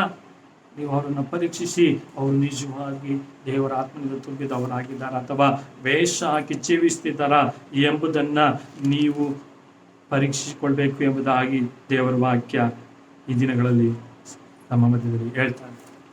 ಅದರಿಂದ ಈ ಕೊನೆಯ ದಿನಗಳಾದ್ರಿಂದ ಬಹಳ ಜಾಗೃತೆಯಿಂದ ನಾವು ಜೀವಿಸುವವರಾಗಿರ್ಬೇಕು, ಆತನನ್ನ ಆರಾಧಿಸುವವರಾಗಿರ್ಬೇಕು. ಯಾಕಂದ್ರೆ ಸತ್ಯವೇದ ಸ್ಪಷ್ಟವಾಗಿ ಹೇಳ್ತದೆ, ಪರಿಶುದ್ಧತೆ ಇಲ್ಲದೆ ಯಾರು ಕೂಡ ಆತನನ್ನ ಕಾಣಲಾರೆ. ನಾವು ಆತನ ಬರೋಣದಲ್ಲಿ ಆತನ ಜೊತೆ ಎತ್ತಲ್ಪಡ್ಬೇಕಾದ್ರೆ, ಆತನ ಬರೋಣವನ್ನು ನಾವು ನೋಡ್ಬೇಕಾದ್ರೆ, ರಹಸ್ಯ ಬರೋಣ ನಾವು ಗ್ರಹಿಸ್ಬೇಕಾದ್ರೆ ನಮ್ಮಲ್ಲಿ ಪರಿಶುದ್ಧತೆ ಇರಬೇಕು. ನಮ್ಮ ನಡೆಯಲ್ಲಿ ಪರಿಶುದ್ಧತೆ, ನಮ್ಮ ನುಡಿಯಲ್ಲಿ ಪರಿಶುದ್ಧತೆ, ನಮ್ಮ ಯೋಚನೆಯಲ್ಲಿ ಪರಿಶುದ್ಧತೆ, ನಾವು ಮಾಡುವಂಥ ಕಾರ್ಯದಲ್ಲಿ ಪರಿಶುದ್ಧತೆ, ನಾವು ಜೀವಿಸುವಂಥ ಜೀವನದಲ್ಲಿ ಪರಿಶುದ್ಧತೆ, ಎಲ್ಲದರಲ್ಲೂ ಪರಿಶುದ್ಧತೆ ಇದ್ರೆ ಮಾತ್ರವೇ ಆತನ ಬರೋಣದಲ್ಲಿ ನಾವು ಆತನ ಸಂಗಡ ಎತ್ತಲ್ಪಡೋದಕ್ಕೆ, ಆತನನ್ನು ಕಾಣೋದಕ್ಕೆ ಸಾಧ್ಯ ಆಗ್ತದೆ. ಇಲ್ಲಾಂದ್ರೆ ಸಾಧ್ಯ ಆಗೋದಿಲ್ಲ. ಯಾಕಂದ್ರೆ ಸತ್ಯವೇದ ಹೇಳ್ತದೆ, ಸುಳ್ಳು ಕ್ರೈಸ್ತರ ನಮ್ಮ ಮಧ್ಯದಲ್ಲಿದ್ದಾರೆ. ವೇಷ ಹಾಕಿಕೊಂಡು ಕ್ರೈಸ್ತರು ಎಂಬುದಾಗಿ ತೋರಿಸಿಕೊಳ್ಳುವವರು ಅನೇಕರಿದ್ದಾರೆ. ಆದ್ದರಿಂದ ನೀವು ಬಹಳ ಜಾಗ್ರತೆಯಿಂದ ಇರ್ರಿ ಎಂಬುದಾಗಿ ಸತ್ಯವೇದ ವಾಕ್ಯ ಹೇಳ್ತಾ ಇದ್ದಾರೆ. ಮನುಷ್ಯನಾಗಿ ಬಂದಂತ ಯೇಸು ಕ್ರಿಸ್ತನನ್ನು ಒಪ್ಪಿಕೊಳ್ಳುವಂತ ಆತ್ಮ ಅದು ದೇವರಿಂದ ಪ್ರೇರಿತ ಆಗಿದೆ. ನಿಜವಾದಂತ ಕ್ರೈಸ್ತನ ಒಂದು ಜೀವಿತ ಹೇಗಿರ್ತದೆ, ಆತನ ಪ್ರತಿಯೊಂದು ನಡೆನುಡಿಗಳಲ್ಲಿ, ಪ್ರತಿಯೊಂದು ಮಾತುಗಳಲ್ಲಿ, ಅವನ ಜೀವನ ಶೈಲಿಯಲ್ಲಿ ಕ್ರಿಸ್ತನನ್ನ ತೋರಿಸುವಂಥದ್ದಾಗಿರ್ಬೇಕು. ಕ್ರಿಸ್ತನನ್ನ ತೋರಿಸುವಂಥದ್ದಾಗಿರ್ಬೇಕು. ಭಾನುವಾರ ಬಂದಾಗ ಮಾತ್ರ ಅಲ್ಲ, ಲೋಕದಲ್ಲಿ ಜೀವಿಸುವಾಗಲೂ ಕೂಡ ಯೇಸು ಕ್ರಿಸ್ತನನ್ನ, ಮನುಷ್ಯನಾಗಿ ಬಂದಂತ ಯೇಸು ಕ್ರಿಸ್ತನನ್ನ ಜೀವಿತದಲ್ಲಿ ತೋರಿಸುವಂಥದ್ದಾಗಿರ್ಬೇಕು. ಯಾಕಂದ್ರೆ ಕಡೆ ಕಾಲ ಆಗಿರೋದ್ರಿಂದ ದೇವರು ಜರಡಿ ಹಿಡಿತಾ ಇದ್ದಾನೆ, ಶೋಧನೆ ಮಾಡ್ತಾ ಇದ್ದಾನೆ. ಹೇಗೆ ಗೋಧಿಯನ್ನ ಬೇರ್ಪಡಿಸಿ ಒಟ್ಟನ್ನ ಬೆಂಕಿಲಾಕಿ ಸುಡ್ತಾರೆ, ಅದೇ ರೀತಿಯಲ್ಲಿ ಈ ದಿನಗಳು ನಿಜವಾದಂಥ ಕ್ರೈಸ್ತರನ್ನ ದೇವರು ಪ್ರತ್ಯೇಕ ಪಡಿಸ್ತಾ ಇದ್ದಾನೆ. ವೇಷ ಹಾಕಿ ಜೀವಿಸುವಂಥವರನ್ನ ಈ ದಿನಗಳಲ್ಲಿ ದೇವರು ದೂರ ಮಾಡ್ತಾ ಇದ್ದಾನೆ. ಯಾಕಂದ್ರೆ ಆತನ ಬರೋಣ ಹತ್ತಿರ ಆಗಿರೋದ್ರಿಂದ. ವಾಕ್ಯ ಅದನ್ನು ಹೇಳ್ತದೆ, ಮನುಷ್ಯನಾಗಿ ಬಂದಂತ ಯೇಸು ಕ್ರಿಸ್ತನ ಒಪ್ಪಿಕೊಳ್ಳುವಂತ ಆತ್ಮ ಅದು ದೇವರಿಂದ ಬಂದದ್ದು. ಹಂಗಾರೆ ನಾವು ರಕ್ಷಣೆ ಹೊಂದಿದ್ದೇವೆ, ನಾವು ಯೇಸುವಿನ ಹೆಸರಿನಲ್ಲಿ ನಂಬಿದ್ದೇವೆ, ಆತನ ಹೆಸರಿನಲ್ಲಿ ದೀಕ್ಷೆಯನ್ನು ತೆಗೆದುಕೊಂಡಿದ್ದೇವೆ, ಆತನನ್ನೇ ಆರಾಧಿಸ್ತೇವೆ. ಅದನ್ನ ನಮ್ಮ ಜೀವನದಲ್ಲಿ ತೋರಿಸ್ಬೇಕಂತೆ. ಮನುಷ್ಯನಾಗಿ ಬಂದಂತ ಯೇಸುವನ್ನ ತೋರಿಸ್ಬೇಕಂತ ನಮ್ಮ ಜೀವನದಲ್ಲಿ ತೋರಿಸ್ಬೇಕು. ನಮ್ಮನ್ನ ಕಾಣುವಂಥವರು ನಮ್ಮಲ್ಲಿ ಯೇಸು ಕ್ರಿಸ್ತನನ್ನ ಕಾಣಬೇಕಂತೆ. ನಮ್ಮನ್ನ ಕಾಣುವಂತ ಜನ ನಮ್ಮಲ್ಲಿ ಯೇಸು ಕ್ರಿಸ್ತನನ್ನ ಕಾಣ್ತಾ ಇದ್ದಾರೆ. ಈ ದಿನಗಳಲ್ಲಿ ಕಾಣ್ತಾ ಇದ್ದಾರ? ನನ್ನ ಜೀವಿತಗಳಲ್ಲಿ ನೋಡುವಂತ ಜನ ಯೇಸು ಕ್ರಿಸ್ತನನ್ನ ಕಾಣ್ತಾ ಇದ್ದಾರ? ಭಾನುವಾರ ಬಂದಾಗ 2 ಗಂಟೆ 3 ಗಂಟೆ ಕುಳಿತು ಆರಾಧನೆ ಮಾಡುವಾಗ ಅಲ್ಲ, ಲೋಕದಲ್ಲಿ ಜೀವಿಸುವಾಗಲೂ ಕೂಡ ನಮ್ಮನ್ನ ನೋಡುವಂತ ಜನ ಯೇಸು ಕ್ರಿಸ್ತನನ್ನ ಕಾಣುವಂಥವರಾಗಿರ್ಬೇಕು. ಯೇಸು ಕ್ರಿಸ್ತನನ್ನ ಕಾಣುವಂಥವರಾಗಿರ್ಬೇಕು ಎಂಬುದಾಗಿ ವಾಕ್ಯ ಹೇಳ್ತದೆ. ಯಾರ ಜೀವಿತದಲ್ಲಿ ಯೇಸು ಕ್ರಿಸ್ತನ ತೋರಿಕೆ ಇಲ್ವೋ, ನಡವಳಿಕೆಗಳಲ್ಲಿ, ಅವರ ಜೀವನ ಶೈಲಿಯಲ್ಲಿ ಯೇಸು ಕ್ರಿಸ್ತನನ್ನ ತೋರಿಸಿಕೊಳ್ಳುವುದಿಲ್ವೋ ಅವರು ಆತ್ಮನಿಂದ ನಡೆಸುವಂಥವರಲ್ಲ, ಲೋಕದ ಅಧಿಪತಿಯಿಂದ ನಡೆಸುವವರಾಗಿರ್ತಾರೆ. ಲೋಕದ ಅಧಿಪತಿಯಿಂದ ನಡೆಸುವಂಥವರಾಗಿರ್ತಾರೆ. ಅಂಥವ್ರು ಹೇಗಿರ್ತಾರಂತೆ, ವಾಕ್ಯ ಅದನ್ನೇ ಮುಂದುವರೆದು ಹೇಳ್ತದೆ, ಯೇಸುವನ್ನು ಒಪ್ಪದೇ ಇರುವ ಆತ್ಮವು ದೇವರಿಂದ ಪ್ರೇರಿತವಾದಲ್ಲ, ಅಥವಾ ಯೇಸುವನ್ನ ಜೀವಿತದಲ್ಲಿ ತೋರಿಸದೆ ಇತರರು ಕಾಣದೇ ಇರುವಂತವರ ಜೀವಿತ ಅದು ನಿಜವಾದಂತ ಕ್ರೈಸ್ತರ ಜೀವಿತ ಅಲ್ಲ ಅಂತ ಹೇಳ್ತದೆ. ಅವ್ರು ಯಾರಿಂದ ನಡೆಸ್ತಾರಂತೆ? ವಾಕ್ಯ ಹೇಳ್ತದೆ, ಕ್ರಿಸ್ತ ವಿರೋಧಿಯಿಂದ ನಡೆಸ್ತಾ ಇದ್ದಾರೆ. ಕ್ರಿಸ್ತ ವಿರೋಧಿ ಯಾರು? ಲೋಕದ ಅಧಿಪತಿ.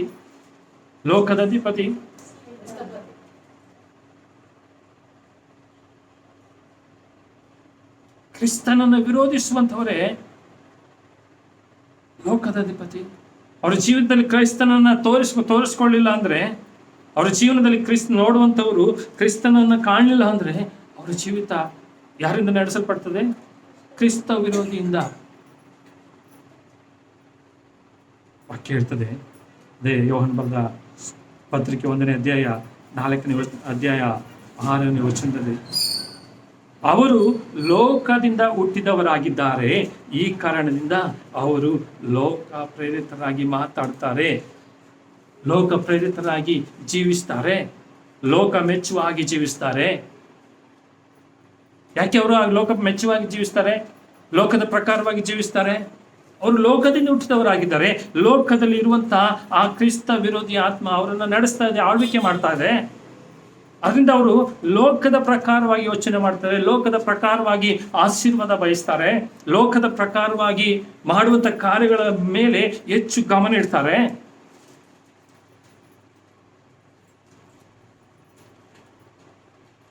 ಸತ್ಯದ ಸ್ಪಷ್ಟವಾಗಿರ್ತದೆ. ನಾನು ಯೇಸು ಸ್ವಾಮಿ ಹೇಳ್ತಾರೆ, ನಾನು ಲೋಕದವನಲ್ಲದ ಕಾರಣ ಲೋಕ ನನ್ನನ್ನ ವಿರೋಧ ಮಾಡ್ತದೆ. ನೀವು ನನ್ನ ನಂಬಿದಂತೆ ನೀವು ಕೂಡ ಲೋಕದವರಲ್ಲ, ಆದ್ರಿಂದ ಲೋಕ ನಿಮ್ಮನ್ನು ಕೂಡ ದ್ವೇಷ ಮಾಡ್ತದೆ, ನಿಮ್ಮನ್ನು ಕೂಡ ವಿರೋಧ ಮಾಡ್ತದೆ.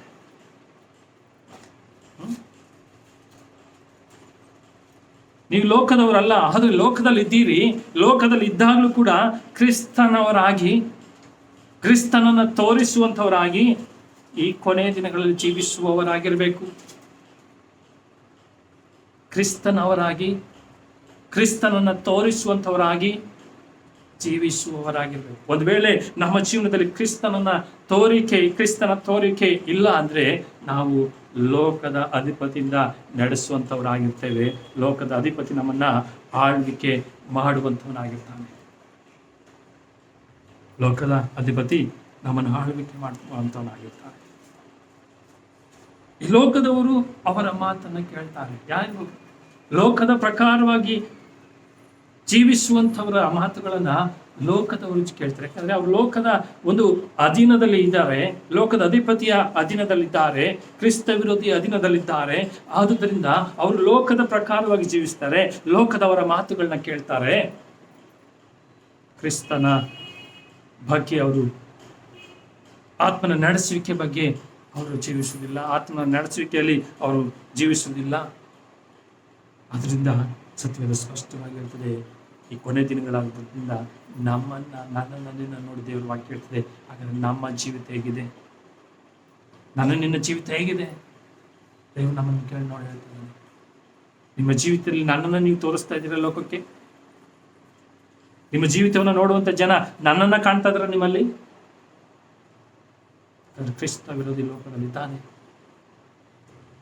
ಕ್ರಿಸ್ತನನ್ನು ಹಿಂಬಾಲಿಸುವಂತ ಜನರಿಗೆ ಹಿಂಸೆ ಪಡಿಸುವಂತ ಲೋಕ ಇದಾಗಿದೆ. ಅದರಿಂದ ಜಾಗ್ರತೆಯಿಂದ ಇರಿ.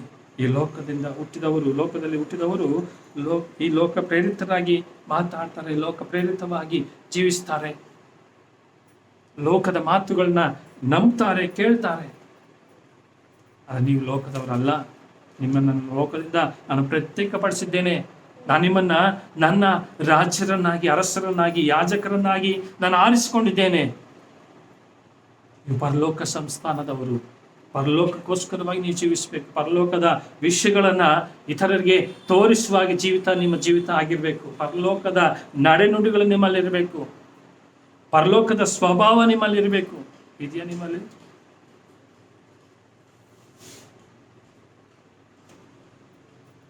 ನಿಮ್ಮ ಜೀವಿತವನ್ನು ನೋಡುವಂತ ಜನ ಪರಲೋಕದ ಜೀವಿತವನ್ನು ನಿಮ್ಮಲ್ಲಿ ಕಾಣ್ತಾ ಇದ್ದಾರಾ? ನಮ್ಮ ಜೀವಿತದಲ್ಲಿ ಪರಲೋಕದ ಒಂದು ಮನೋಭಾವ, ಪರಲೋಕದ ಒಂದು ಜೀವಿತ ನಮ್ಮಲ್ಲಿ ಇಲ್ಲ ಅಂದ್ರೆ ನಾವು ಪರಲೋಕದವರಲ್ಲ, ಲೋಕದವರಾಗಿರ್ತೇವೆ. ಲೋಕದಲ್ಲಿ ಸ್ವಲ್ಪ ಕಾಲ ಇರುವುದಕ್ಕೆ ಬಂದಿದ್ದೇವೆ. ಹಡಗಾರನ ಹೇಳ್ತಾನಲ್ಲ, ಸ್ವಲ್ಪ ಕಾಲ ಈ ಲೋಕದಲ್ಲಿ ಕ್ರಿಸ್ತನಿಗಾಗಿ, ಯೇಸುಗಾಗಿ. ಅದೇ ಯೇಸು ಕ್ರಿಸ್ತನಿಗಾಗಿ ಆತನ ವಾಕ್ಯವನ್ನ ನಮ್ಮ ಜೀವಿತದ ಮೂಲಕ ಹೇಳುವುದು ಮಾತ್ರ ಅಲ್ಲ, ನಮ್ಮನ್ನು ನೋಡುವಂಥವರು ನಮ್ಮಲ್ಲಿ ಯೇಸು ಕ್ರಿಸ್ತನ ಸುವಾರ್ತೆಯನ್ನ ಕಾಣುವವರಾಗಿರ್ಬೇಕು. ಯೇಸು ಕ್ರಿಸ್ತನ ಸುವಾರ್ತೆಯನ್ನ ಕಾಣುವವರಾಗಿರ್ಬೇಕು. ಯಾಕಂದ್ರೆ ನಾವು ಆರಾಧನೆ ಮಾಡುವಂಥದ್ದು ಆತ್ಮೀಯ ರೀತಿಯಲ್ಲಿ ಆರಾಧನೆ ಮಾಡಬೇಕು. ಸತ್ಯಕ್ಕೆ ತಕ್ಕಾಗಿ ಆತನನ್ನ ನಾವು ಆರಾಧನೆ ಮಾಡಬೇಕು. ಹಾಗೆ ನಾವು ಆರಾಧನೆ ಮಾಡ್ತಾ ಇದ್ದೀವಿ. ಬರ್ತೀವಿ, 2 ಅವರ್ ಕೂತ್ಕೋತೀವಿ, ಕ್ರೈಸ್ತರು ಎಂಬುದಾಗಿ ತೋರಿಸ್ಕೊಳ್ತೀವಿ. ಆಮೇಲೆ ಮನೆಗೆ ಹೋದ್ಮೇಲೆ, ಲೋಕಕ್ಕೆ ಹೋದ್ಮೇಲೆ ನಮ್ಮ ಜೀವಿತವೇ ಬದಲಾಗಿರ್ತದೆ. ಕೊನೆ ದಿನಗಳಾದ್ರಿಂದ ದೇವರು ನಮ್ಮನ್ನ ವಾಕ್ಯದ ಮೂಲಕವಾಗಿ ಎಚ್ಚರಿಸ್ತಾನೆ. ಪವಿತ್ರಾತ್ಮ ನಮ್ಮನ್ನು ಬೋಧಿಸ್ತಾನೆ, ನಮ್ಮನ್ನು ನಡೆಸ್ತಾನೆ, ಎಲ್ಲಾ ವಿಷಯದಲ್ಲಿ ಸತ್ಯಕ್ಕೆ ನಡೆಸ್ತಾನೆ ಎಂಬುದಾಗಿ ವಾಕ್ಯ ಹೇಳ್ತದೆ ಅಲ್ಲ. ದೇವರು ನಮ್ಗೆ ದಯಪಾಲಿಸಿದಂತ ಆ ಪರಿಶುದ್ಧಾತ್ಮನು ನಮ್ಮನ್ನು ಎಲ್ಲಾ ವಿಷಯದಲ್ಲಿ ಸತ್ಯಕ್ಕೆ ನಡೆಸ್ತಾನಂತೆ. ಪವಿತ್ರಾತ್ಮನು ಹೇಳ್ತಾ ಇರ್ತಾನೆ ನಮ್ಗೆ, ಇದು ಬೇಡ, ಈ ಲೋಕದವ್ರ ಪ್ರಕಾರವಾಗಿ ಜೀವಿಸ್ಬೇಡಿ, ಲೋಕದವರಲ್ಲ ನೀವು ಪರಲೋಕದವರು, ಪರಲೋಕ ಸಂಸ್ಥಾನದವರು, ನೀವು ಲೋಕದವರ ಹಾಗೆ ಲೋಕವನ್ನ ನೋಡಿ ಜೀವಿಸ್ಬೇಡ್ರಿ. ಆದ್ರೆ ನಾವೇನ್ ಮಾಡ್ತೀವಿ, ಆ ಪವಿತ್ರಾತ್ಮನ ಸ್ವರಕ್ಕೆ ಕಿವಿಗೊಡದೆ ಲೋಕದವರ ಮಾತುಗಳಿಗೆ ಕಿವಿಗೊಟ್ಟು ಲೋಕದವರ ಪ್ರಕಾರವಾಗಿ ಜೀವಿಸುವುದಕ್ಕೆ ನಾವು ಪ್ರಯಾಸ ಪಡುವಂತವರಾಗಿದ್ದೇವೆ. ಪೌಲನು ಎಫೆಸದವರಿಗೆ ಬರೆದ ಪತ್ರಿಕೆ 4ನೇ ಅಧ್ಯಾಯ 30ನೇ ವಚನದಲ್ಲಿ ಹೇಳ್ತಾನೆ ಪೌಲನು, ದೇವರ ಪವಿತ್ರಾತ್ಮನನ್ನ ದುಃಖಪಡಿಸಬೇಡ್ರಿ. ಯಾಕೆ ಪವಿತ್ರಾತ್ಮ ದುಃಖಕ್ಕೊಳಗಾಗ್ತಾನೆ? ಆತನ ಸ್ವರವನ್ನ ಕೇಳೋದಿಲ್ಲ ನೀವು, ಆತನ ನಡೆಸುವಿಕೆಯನ್ನ ನೀವು ಗ್ರಹಿಸೋದಿಲ್ಲ. ಲೋಕದ ಪ್ರಕಾರವಾಗಿ ಹೋಗುವಾಗ ಪವಿತ್ರಾತ್ಮನಿಗೆ ದುಃಖ ಆಗುತ್ತೆ. ಎಫೆಸದವರಿಗೆ ಬರೆದ ಪತ್ರಿಕೆ 4ನೇ ಅಧ್ಯಾಯ 30ನೇ ವಚನ. ಯಾಕೆ ಪವಿತ್ರಾತ್ಮನಿಗೆ ದುಃಖ ಆಗುತ್ತೆ? ಆತನ ಬೋಧನೆಗೆ, ಆತನ ನಡೆಸುವಿಕೆಗೆ ನಮ್ಮನ್ನು ಒಪ್ಪಿಸಿಕೊಡೋದಿಲ್ಲ. ನಾವೇನ್ ಮಾಡ್ತೀವಿ? ಲೋಕದ ಪ್ರಕಾರವಾಗಿ ಜೀವಿಸೋದಕ್ಕೆ ಪ್ರಯಾಸ ಪಡ್ತೀವಿ, ಲೋಕದವರ ಮಾತುಗಳನ್ನ ಕೇಳ್ತೇವೆ. ಅವಾಗ ಪವಿತ್ರಾತ್ಮನಿಗೆ ದುಃಖ ಆಗುತ್ತೆ. ಅವಾಗ ಪವಿತ್ರಾತ್ಮನಿಗೆ ದುಃಖ ಆಗುತ್ತೆ. ಯಾಕೆ? ಪವಿತ್ರಾತ್ಮ ನಮ್ಮನ್ನ ಎಚ್ಚರಿಸ್ತಾನೆ, ನೀವು ಲೋಕದವರಲ್ಲ, ನೀವು ಪರಲೋಕ ಸಂಸ್ಥಾನದವರು. ಪರಲೋಕಕ್ಕೆ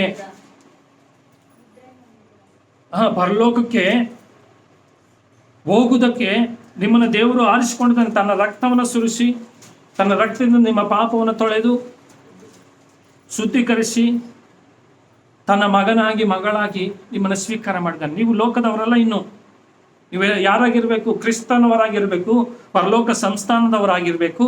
ಆದ್ರೆ ನೀವೇನ್ ಮಾಡ್ತಾ ಇದ್ದೀರಿ?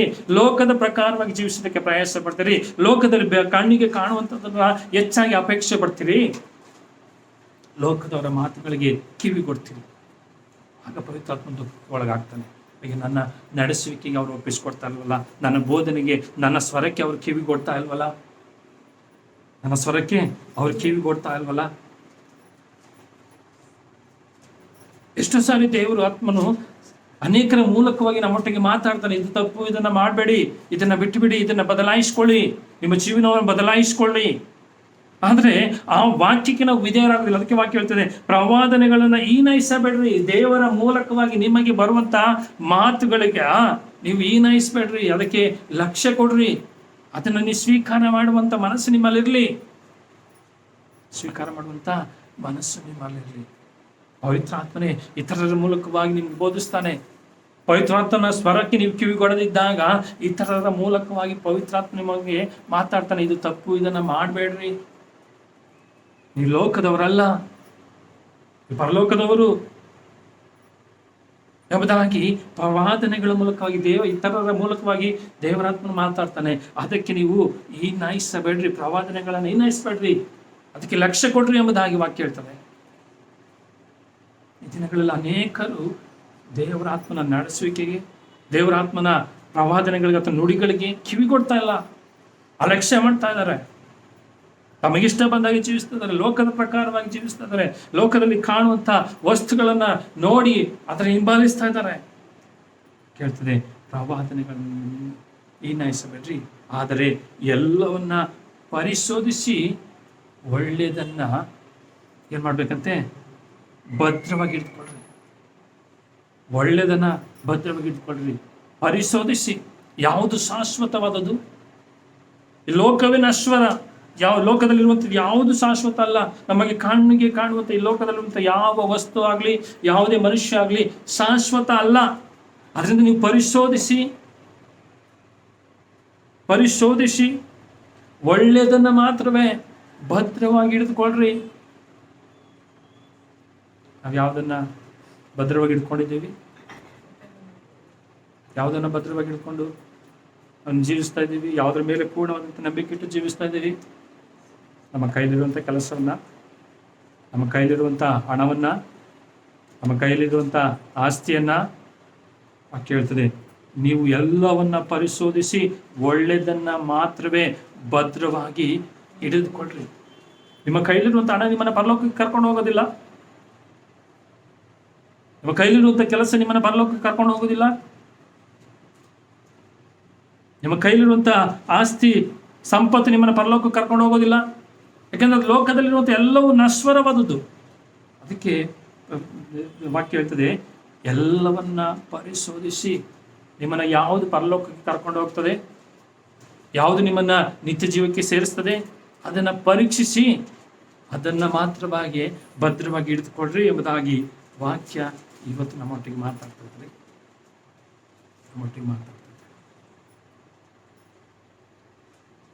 ದೇವರು ಈ ದಿನಗಳಲ್ಲಿ ನಮ್ಮೊಟ್ಟಿಗೆ ಏನು ಮಾತಾಡ್ಬೇಕು ಅದನ್ನು ಮಾತಾಡ್ತಾ ಇದ್ದಾನೆ. ಈ ದಿನಗಳಲ್ಲಿ ನಮ್ಮನ್ನು ಏನನ್ನು ಎಚ್ಚರಿಸಬೇಕು ಅದನ್ನು ಎಚ್ಚರಿಸ್ತಾ ಇದ್ದಾನೆ. ಈ ದಿನಗಳಲ್ಲಿ ನಡೆಯುವಂಥ ಘಟನೆಗಳು ಆ ರೀತಿ ಇದೆ. ದೇವರು ಪರಿಶೋಧಿಸ್ತಾ ಇದ್ದಾನೆ. ನಿಜವಾದಂಥ ನಂಬಿಕೆ ಉಳ್ಳವರು ಯಾರು? ನಿಜವಾಗಿ ಯಾರಾತನನ್ನು ಹಿಂಬಾಲಿಸ್ತಾ ಇದ್ದಾರೆ? ಸತ್ಯವೇದ ಹೇಳ್ತದೆ, ಆತನ ಮನುಷ್ಯರಾಗಿ ವರರೂಪವನ್ನು ನೋಡೋದಿಲ್ಲ. ಹೌದಲ್ಲ? ನಾವಾದರೂ ಇನ್ನೊಬ್ಬರನ್ನು ನೋಡಿ ಅವ್ರು ಹೇಗೆ ಜೋರಾಗಿ ಹಾಡನ್ನು ಆಡ್ತಾರೆ, ಹೇಗೆ ಅನ್ಯ ಭಾಷೆಯಿಂದ ತುಂಬಿದವರಾಗಿ ಅನ್ಯ ಭಾಷೆ ಮಾತಾಡ್ತಾರೆ, ಎಷ್ಟು ವಾಕ್ಯ ಬಾಯಿಪಾಠ ಮಾಡ್ತಾರೆ, ಎಷ್ಟು ವಾಕ್ಯವನ್ನು ಜೋರಾಗಿ ಓದ್ತಾರೆ, ಎಷ್ಟು ಬೇಗ ವಾಕ್ಯ ತೆಗಿತಾರೆ ಸತ್ಯವೇದದಲ್ಲಿ, ಅದನ್ನು ಮನುಷ್ಯರಿಗೆ ನೋಡ್ತಾರೆ. ಆದರೆ ದೇವರು ಅದನ್ನು ನೋಡೋದಿಲ್ಲ. ನಮ್ಮ ಹೃದಯಗಳನ್ನು ಪರೀಕ್ಷಿಸಿ ನೋಡುವಂಥ ದೇವರಾಗಿದ್ದಾನೆ. ನಮ್ಮ ಹೃದಯಗಳನ್ನು ಪರೀಕ್ಷಿಸಿ ನೋಡುವಂಥವನಾಗಿ, ನಮ್ಮ ಹೃದಯದಲ್ಲಿ ನಮ್ಮ ಜೀವಿತವನ್ನು ಶೋಧಿಸಿ ನೋಡುವಂಥ ದೇವರಾಗಿದ್ದಾನೆ. ಅದಕ್ಕೆ ವಾಕ್ಯ ಹೇಳ್ತದೆ, ಯಾವುದು ಒಳ್ಳೆಯದೋ ಅದನ್ನು ಪರಿಶೋಧಿಸಿ ಆರಿಸಿಕೊಂಡು ಅದನ್ನು ಭದ್ರವಾಗಿ ಹಿಡಿದುಕೊಳ್ಳ್ರಿ ಎಂಬುದಾಗಿ. ಹಾಗಾದರೆ ನಾವು ಹೇಗೆ ಪರಿಶೋಧಿಸುವುದು, ಹೇಗೆ ಆರಿಸಿಕೊಳ್ಳುವುದು, ಯಾವುದು ಪರಿಶುದ್ಧವಾದುದು, ಯಾವುದು ಒಳ್ಳೆಯದು ಎಂಬುದನ್ನು ಹೇಗೆ ನಾವು ಆರಿಸಿಕೊಳ್ಳುವುದು? ಪೌಲನು ಕೊರಿಂಥದವರಿಗೆ ಬರೆದ ಪತ್ರಿಕೆ 1ನೇ ಪತ್ರಿಕೆ 12ನೇ ಅಧ್ಯಾಯ 4ನೇ ವಚನದಿಂದ 7ನೇ ವಚನದವರೆಗೆ. ಪೌಲನು ಕೊರಿಂಥದವರಿಗೆ ಬರೆದ ಪತ್ರಿಕೆ 1ನೇ ಪತ್ರಿಕೆ 12ನೇ ಅಧ್ಯಾಯ 4ನೇ ವಚನದಿಂದ 7ನೇ ವಚನದವರೆಗೆ. ವರಗಳಲ್ಲಿ ಬೇರೆ ಬೇರೆ ವಿಧಗಳುಂಟು, ದೇವರಾತ್ಮನು ಒಬ್ಬನೇ. ಸೇವೆಗಳಲ್ಲಿ ಬೇರೆ ಬೇರೆ ವಿಧಗಳುಂಟು, ಕರ್ತನು ಒಬ್ಬನೇ. ಕಾರ್ಯಗಳಲ್ಲಿ ಬೇರೆ ಬೇರೆ ವಿಧಗಳುಂಟು, ಸರ್ವರಲ್ಲಿಯೂ ಸರ್ವ ಕಾರ್ಯಗಳನ್ನು ಸಾಧಿಸುವ ದೇವರು ಒಬ್ಬನೇ. ಆದರೆ ಪ್ರತಿಯೊಬ್ಬನಲ್ಲಿ ತೋರಿಬರುವ ದೇವರಾತ್ಮನ ವರಗಳು ಸರ್ವರ ಪ್ರಯೋಜನಾರ್ಥವಾಗಿ ಕೊಡಲ್ಪಟ್ಟಿದೆ ಎಂಬುದಾಗಿ. ಎಲ್ಲರಿಗೂ ಪ್ರಯೋಜನವಾಗಲಿ ಎಂಬುದಾಗಿ ದೇವರು ಜ್ಞಾನವನ್ನು ಕೊಟ್ಟಿದ್ದಾನೆ. ಆ ದೇವರು ಕೊಟ್ಟಂಥ ಜ್ಞಾನವನ್ನ, ದೇವರು ಕೊಟ್ಟಂಥ ಆ ಆಶೀರ್ವಾದವನ್ನ, ಆ ವರವನ್ನ ಆ ದೇವರ ರಾಜ್ಯಕ್ಕಾಗಿ ನಾವು ಉಪಯೋಗಿಸುವುದಾದರೆ ಅದು ನಮ್ಮನ್ನು ಇನ್ನೂ ದೇವರಲ್ಲಿ ಬೆಳೆಸ್ತದೆ, ದೇವರಲ್ಲಿ ಇನ್ನೂ ಅಭಿವೃದ್ಧಿ ಪಡಿಸ್ತದೆ.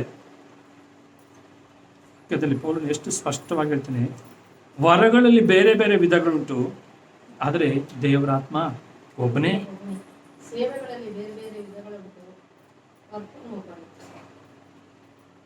ದೇವರು ಒಬ್ಬನೇ, ದೇವರು ದಯಪಾಲಿಸಿದಂಥ ಆ ದೇವರಾತ್ಮನು ಒಬ್ಬನೇ.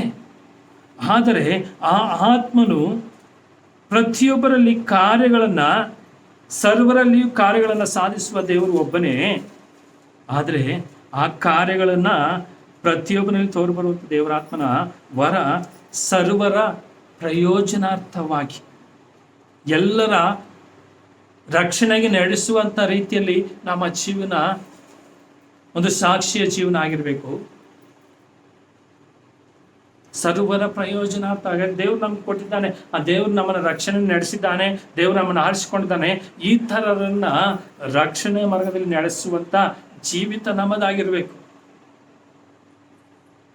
ನಮ್ಮನ್ನು ನೋಡುವಂಥ ಜನರು, ಓ ಪರವಾಗಿಲ್ವಪ್ಪ, ಯೇಸುವನ್ನು ನಂಬಿದ ನಂತರವಾಗಿ ಇವರು ಮೊದಲಿಂದ ಜೀವಿತವನ್ನು ಬಿಟ್ಟು ಒಂದು ಹೊಸ ಬದಲಾವಣೆ ಇವರಲ್ಲಿ ಉಂಟಾಗಿದೆ, ಅವರ ನಡೆವಳಿಕೆಗಳಲ್ಲಿ ಬದಲಾವಣೆ ಆಗಿದೆ, ಅವರ ಮಾತುಗಳಲ್ಲಿ ಬದಲಾವಣೆ ಆಗಿದೆ, ಅವರು ಹಾಕಿಕೊಳ್ಳುವಂಥ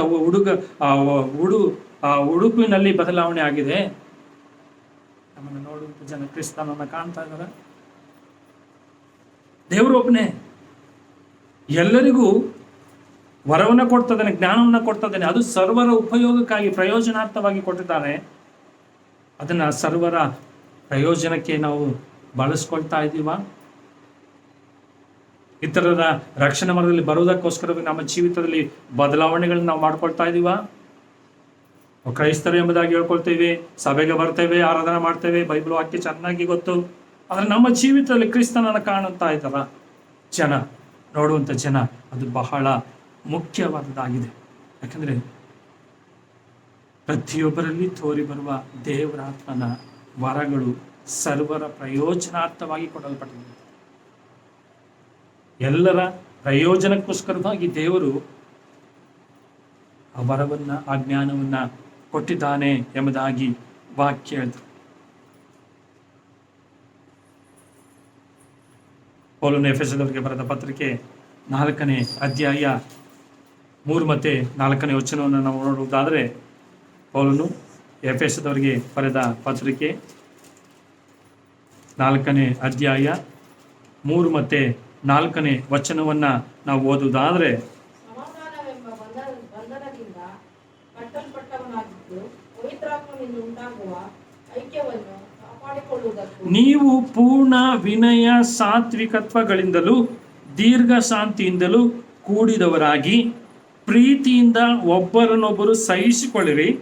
ಸಮಾಧಾನವೆಂಬ ಬಂಧನದಿಂದ ಕಟ್ಟಲ್ಪಟ್ಟವರಾಗಿದ್ದು ಪವಿತ್ರಾತ್ಮನಿಂದ ಉಂಟಾಗುವ ಐಕ್ಯವನ್ನ ಕಾಪಾಡಿಕೊಳ್ಳುವುದಕ್ಕೆ ಆಸಕ್ತರಾಗಿರಿ. ನೀವು ಒಬ್ಬರನ್ನೊಬ್ಬರನ್ನ ಪ್ರೀತಿ ಮಾಡುವಂಥವರಾಗಿರಿ. ವಿನಯ ಪೂರ್ವಕವಾಗಿ ಸಾಧುತ್ವವನ್ನು ಧರಿಸಿಕೊಂಡವರಾಗಿ ಸಮಾಧಾನದಿಂದ ಈ ಕೊನೆ ದಿನಗಳಲ್ಲಿ ಜೀವಿಸುವವರಾಗಿರ್ಬೇಕು. ಯಾಕಂದ್ರೆ ಈ ಕೊನೆ ದಿನಗಳಲ್ಲಿ ಯೇಸುವನ್ನು ನಂಬಿದಂಥ ಜನರಿಗೆ ವಿರೋಧಗಳು ಹೆಚ್ಚಾಗ್ತದೆ. ಈ ಲೋಕದಲ್ಲಿ ನಾವು ಲೋಕದವರಲ್ಲದ ಕಾರಣ ಈ ಲೋಕ ಆತನ ನಂಬಿದಂಥ ಜನರಿಗೆ ವಿರೋಧವನ್ನ ಮಾಡ್ತದೆ, ದ್ವೇಷವನ್ನ ಮಾಡ್ತದೆ. ಅದರಿಂದ ಅವರು ನಮ್ಮನ್ನು ದ್ವೇಷ ಮಾಡಿದ್ರು ಕೂಡ ನಾವು ಅವರನ್ನ ಏನ್ ಮಾಡ್ಬೇಕಂತೆ? ಪ್ರೀತಿ ಮಾಡ್ಬೇಕು. ಯಾಕಂದ್ರೆ ಅವ್ರಿಗೆ ಗೊತ್ತಿಲ್ಲ, ಅವರು ಲೋಕದವರು. ಆದ್ರೆ ನಾವು ಲೋಕದವರಲ್ಲ. ಅವ್ರು ನಮ್ಮ ದ್ವೇಷ ಮಾಡ್ತಾರೆ ಎಂಬುದಾಗಿ ನಾವು ಅವರನ್ನು ದ್ವೇಷ ಮಾಡಿದ್ರೆ ನಾವು ಲೋಕದವರು ಆಗ್ತೇವೆ. ಪರಲೋಕ ಸಂಸ್ಥಾನದವರು ಎಲ್ಲರನ್ನ ಪ್ರೀತಿ ಮಾಡುವುದಾಗಿರ್ಬೇಕು. ಅದಕ್ಕೆ ಪೌಲನು ಫಿಲಿಪ್ಪಿಯವರಿಗೆ ಬರೆದ ಪತ್ರಿಕೆಯಲ್ಲಿ 2ನೇ ಅಧ್ಯಾಯ 5ನೇ ವಚನದಲ್ಲಿ ಹೇಳ್ತಾನೆ, ತೆಗೆದುಬಿಟ್ಟು ನಾನು ಹಾಗೆ ಹೇಳ್ತೀನಿ, ಕ್ರಿಸ್ತನಲ್ಲಿದ್ದಂಥ ಮನಸ್ಸು ನಿಮ್ಮಲ್ಲಿ ಇರಲಿ. ಯಾಕಂದ್ರೆ ಕ್ರಿಸ್ತನಲ್ಲಿದ್ದಂಥ ಮನಸ್ಸು ಎಂಥದ್ದಾಗಿತ್ತು? ಎಲ್ಲರನ್ನ ಪ್ರೀತಿಸುವಂತ ಮನಸ್ಸಾಗಿತ್ತು, ಎಲ್ಲರನ್ನ ಕ್ಷಮಿಸುವಂತ ಮನಸ್ಸು ಕ್ರಿಸ್ತನದಾಗಿತ್ತು. ಆ ಮನಸ್ಸು ಕ್ರಿಸ್ತನವರು ಎಂಬುದಾಗಿ ಹೇಳಿಕೊಳ್ಳುವಂತ ನಿಮ್ಮಲ್ಲಿ ಕೂಡ ಆ ಮನಸ್ಸು ಇರಬೇಕು. ಆಗ್ತದೆ? ಕ್ರಿಸ್ತನವರು ಎಂಬುದಾಗಿ ಕರೆಸಿಕೊಳ್ಳುವಂತ ನಿಮ್ಮಲ್ಲಿ ಕ್ರಿಸ್ತನಲ್ಲಿದ್ದಂಥ ಮನಸ್ಸು ಇರಬೇಕು ಎಂಬುದಾಗಿ ಅವರನ್ನು ಹೇಳ್ತಾ ಇದ್ದಾನೆ. ಅವರನ್ನು ಹೇಳ್ತಾರೆ, ಕ್ರಿಸ್ತನಲ್ಲಿದ್ದಂಥ ಮನಸ್ಸು ನಮ್ಮಲ್ಲಿದೆಯಾ? ಯಾಕಂದ್ರೆ ಪವಿತ್ರಾತ್ಮನಿಂದಾಗುವಂತ ಐಕ್ಯವನ್ನು ಕಾಪಾಡ್ಕೊಳ್ಬೇಕಂತ ನಾವು ಅದಕ್ಕೆ ಹೆಚ್ಚು ಆಸಕ್ತಿ ಉಳ್ಳವರಾಗಿರ್ಬೇಕು. ಪವಿತ್ರಾತ್ಮನ ಒಂದು ನಡೆಸುವಿಕೆಯಲ್ಲಿ, ಪವಿತ್ರಾತ್ಮನ ಸ್ವರಕ್ಕೆ ಕಿವಿಗೊಡುವುದರಲ್ಲಿ, ಪವಿತ್ರಾತ್ಮನ ಬೋಧನೆಯನ್ನ ಅನುಸರಿಸುವುದರಲ್ಲಿ ಹೆಚ್ಚು ಆಸಕ್ತಿ ಆಗಿರ್ಬೇಕು ಈ ಕೊನೆ ದಿನಗಳಲ್ಲಿ. ಯಾಕಂದ್ರೆ ಈ ಲೋಕದಲ್ಲಿರುವಂಥ ಸ್ಥಿತಿಗಳು ನಮ್ಮನ್ನ ಪವಿತ್ರಾತ್ಮನ ಸ್ವರಕ್ಕೆ ಕಿವಿಗೊಡದ ಹಾಗೆ, ಪವಿತ್ರಾತ್ಮನ ಒಂದು ಅನ್ಯೂನ್ಯತೆಯಲ್ಲಿ ಇರದ ಹಾಗೆ, ಪವಿತ್ರಾತ್ಮನ ನಡೆಸುವಿಕೆಗೆ ನಮ್ಮನ್ನ ಒಪ್ಪಿಸಿಕೊಡದ ಹಾಗೆ ಈ ಲೋಕ ನಮ್ಮನ್ನ ಪವಿತ್ರಾತ್ಮನಿಂದ ದೂರ ಮಾಡ್ತದೆ. ಅದಕ್ಕೆ ಆತನ ಹೇಳ್ತಾನೆ, ಪವಿತ್ರಾತ್ಮನಿಂದ ಉಂಟಾಗುವಂತ ಐಕ್ಯವನ್ನ ನೀವು ಕಾಪಾಡಿಕೊಳ್ಳುವುದಕ್ಕೆ ಆಸಕ್ತಿಯಿಂದ ಇರ್ರಿ. ಹೆಚ್ಚು ಪ್ರಾಮುಖ್ಯತೆ ಕೊಡಿ ಪವಿತ್ರಾತ್ಮನ ನಡೆಸುವಿಕೆಗೆ, ಪವಿತ್ರಾತ್ಮನ ಒಂದು ಬೋಧನೆಗೆ ನೀವು ಕಿವಿಗೊಡ್ರಿ. ಲೋಕ ನಿಮ್ಮನ್ನ ವಂಚಿಸ್ತದೆ. ಲೋಕದ ಪ್ರೇರಿತವಾದಂಥ ಮಹತ್ವಗಳಿಗೆ ನೀವು ವಂಚನೆಗೆ ಒಳಗಾಗಬೇಡ್ರಿ. ಅದಕ್ಕೆ ದೇವರು ಯೇಸುವನ್ನು ಹೇಳ್ತಾರೆ, ನೀವು ಪವಿತ್ರಾತ್ಮದಿಂದ ಹುಟ್ಟಬೇಕು ಎಂಬುದಾಗಿ. ಪವಿತ್ರಾತ್ಮದಿಂದ ಹುಟ್ಟಿದ್ರೆ ಮಾತ್ರ ಪರಲೋಕ ರಾಜ್ಯನ ಸೇರೋದಕ್ಕೆ ಅಲ್ಲ. ಒಬ್ಬ ನೀರಿನಿಂದಲೂ ಆತ್ಮನಿಂದಲೂ ಹುಟ್ಟಲಿಲ್ಲ ಅಂದ್ರೆ ಪರಲೋಕ ರಾಜ್ಯ. ನಾವು ಆತ್ಮನಿಂದ ಹುಟ್ಟಿಲ್ಲ ಅಂದ್ರೆ, ಆತ್ಮನಿಂದ ಹುಟ್ಟೋದು ಹೇಗೆ? ಪವಿತ್ರಾತ್ಮನೊಟ್ಟಿಗೆ ಐಕ್ಯವಾಗಿರುವುದು, ಪವಿತ್ರಾತ್ಮನ ನಡೆಸುವಿಕೆಗೆ ನಮ್ಮನ್ನು ಒಪ್ಪಿಸಿಕೊಡುವುದು, ಪವಿತ್ರಾತ್ಮನ ಬೋಧನೆಯನ್ನ ನಮ್ಮ ಜೀವನದಲ್ಲಿ ಅಳವಡಿಸಿಕೊಳ್ಳುವುದು, ಇದೇ ಆತ್ಮನಲ್ಲಿ ಹುಟ್ಟುವುದಾಗಿದೆ. ಇದೇ ಆತ್ಮದಲ್ಲಿ ಹುಟ್ಟುವಂಥದ್ದಾಗಿದೆ. ಇದನ್ನ ಈ ಕೊನೆ ದಿನಗಳಲ್ಲಿ ನಾವು ನಾವು ಮಾಡಬೇಕೆಂಬುದನ್ನ ದೇವರು ನಮ್ಮನ್ನ ಎಚ್ಚರಿಸಿದ್ದಾನೆ. ನೀವೆಲ್ಲರೂ ಒಂದೇ ದೇಹಕ್ಕೆ ಸೇರಿದವರು. ಯಾವ ದೇಹಕ್ಕೆ ಸೇರಿದವರಾಗಿದ್ದೇವೆ ನಾವು? ಕ್ರಿಸ್ತನು ಎಂಬಂತ ಸಭೆಯ ದೇಹಕ್ಕೆ ನಾವು ಸೇರಿದವರಾಗಿದ್ದೇವೆ. ಸಭೆಗೆ ಕ್ರಿಸ್ತನೇ ಶಿರಸ್ಸು, ನಾವೆಲ್ಲರೂ ಅಂಗಗಳು. ಆತನ ದೇಹಕ್ಕೆ ಸೇರಿದವರಾಗಿದ್ದೇವೆ. ಆತನ ನಡೆಸುವಿಕೆಯಲ್ಲಿ ನಾವಿರಬೇಕು. ಲೋಕದ ನಡೆಸುವಿಕೆಯಲ್ಲಿ ಅಲ್ಲ, ಲೋಕದ ಪ್ರೇರಣೆಯಲ್ಲಿ ನಡೆಸುವಿಕೆ ಅಲ್ಲ, ಜೀವಿತ ಅಲ್ಲ, ಕ್ರಿಸ್ತನ ನಡೆಸುವಿಕೆಯಲ್ಲಿ ಕ್ರಿಸ್ತನವರಾಗಿದ್ದುಕೊಂಡು ನಮ್ಮನ್ನು ನೋಡುವಂಥ ಜನ ಕ್ರಿಸ್ತನನ್ನು ನಮ್ಮಲ್ಲಿ ಕಾಣುವಂಥವರಾಗಿರ್ಬೇಕು. ಅದಕ್ಕೆ ಆತನು ಹೇಳ್ತಾನೆ, ನೀವೆಲ್ಲರೂ ಒಂದೇ ದೇಹಕ್ಕೆ ಸೇರಿದವರು, ಒಬ್ಬನೇ ಆತ್ಮನನ್ನ ಹೊಂದಿದವರು. ಒಂದೇ ಆತ್ಮ. ಆ ಆತ್ಮ ನಿಮ್ಮನ್ನು ಪರಲೋಕದ ಕಡೆಗೆ ನಡೆಸುವಂಥದ್ದಾಗಿದೆ, ಪರಲೋಕದ ವಿಷಯದಲ್ಲಿ ನಿಮಗೆ ತಿಳಿಸುವಂಥದ್ದಾಗಿರ್ತದೆ. ಆ ಒಂದೇ ಆತ್ಮನನ್ನು ತುಂಬಿದವರಾಗಿರ್ಬೇಕು ನೀವು. ಲೋಕದ ಆತ್ಮನಿಂದ ತುಂಬಿದವರಾಗಿರ್ಬೇಕು. ಲೋಕದಲ್ಲಿ ಲೋಕಕ್ಕೆ ಕಡೆಗೆ ಪ್ರೇರೇಪಿಸುವಂಥ ಆತ್ಮನಿಂದ ನೀವು ನಡೆಸಬೇಕಾಗಿ ಒಳಗಾಗಬಾರ್ದು. ಆತ್ಮನ ಪ್ರೇರಣೆಯಿಂದ ಜೀವಿಸುವಂಥವರಾಗಿರ್ಬೇಕು ಎಂಬುದಾಗಿ ಹೇಳ್ತದೆ. ಆ ಆತ್ಮ ನಿಮ್ಮನ್ನ ಆ ಒಂದೇ ಪದವಿಯ ನಿರೀಕ್ಷೆಯ ಕಡೆಗೆ ನಡೆಸ್ತದಂತೆ. ಒಂದೇ ಪದವಿ. ಯಾವ ಪದವಿ ಕಡೆಗೆ ನಡೆಸ್ತದೆ? ನಮ್ಮ ನಿರೀಕ್ಷೆ ಏನಾಗಿದೆ? ನಿತ್ಯ ಜೀವ. ಆ ನಿರೀಕ್ಷೆಯನ್ನಿಟ್ಟು ಪವಿತ್ರಾತ್ಮ ನಮ್ಮನ್ನ ಆ ನಿರೀಕ್ಷೆಯ ಕಡೆಗೆ ನಡೆಸುವಂತನಾಗಿರ್ತಾನೆ.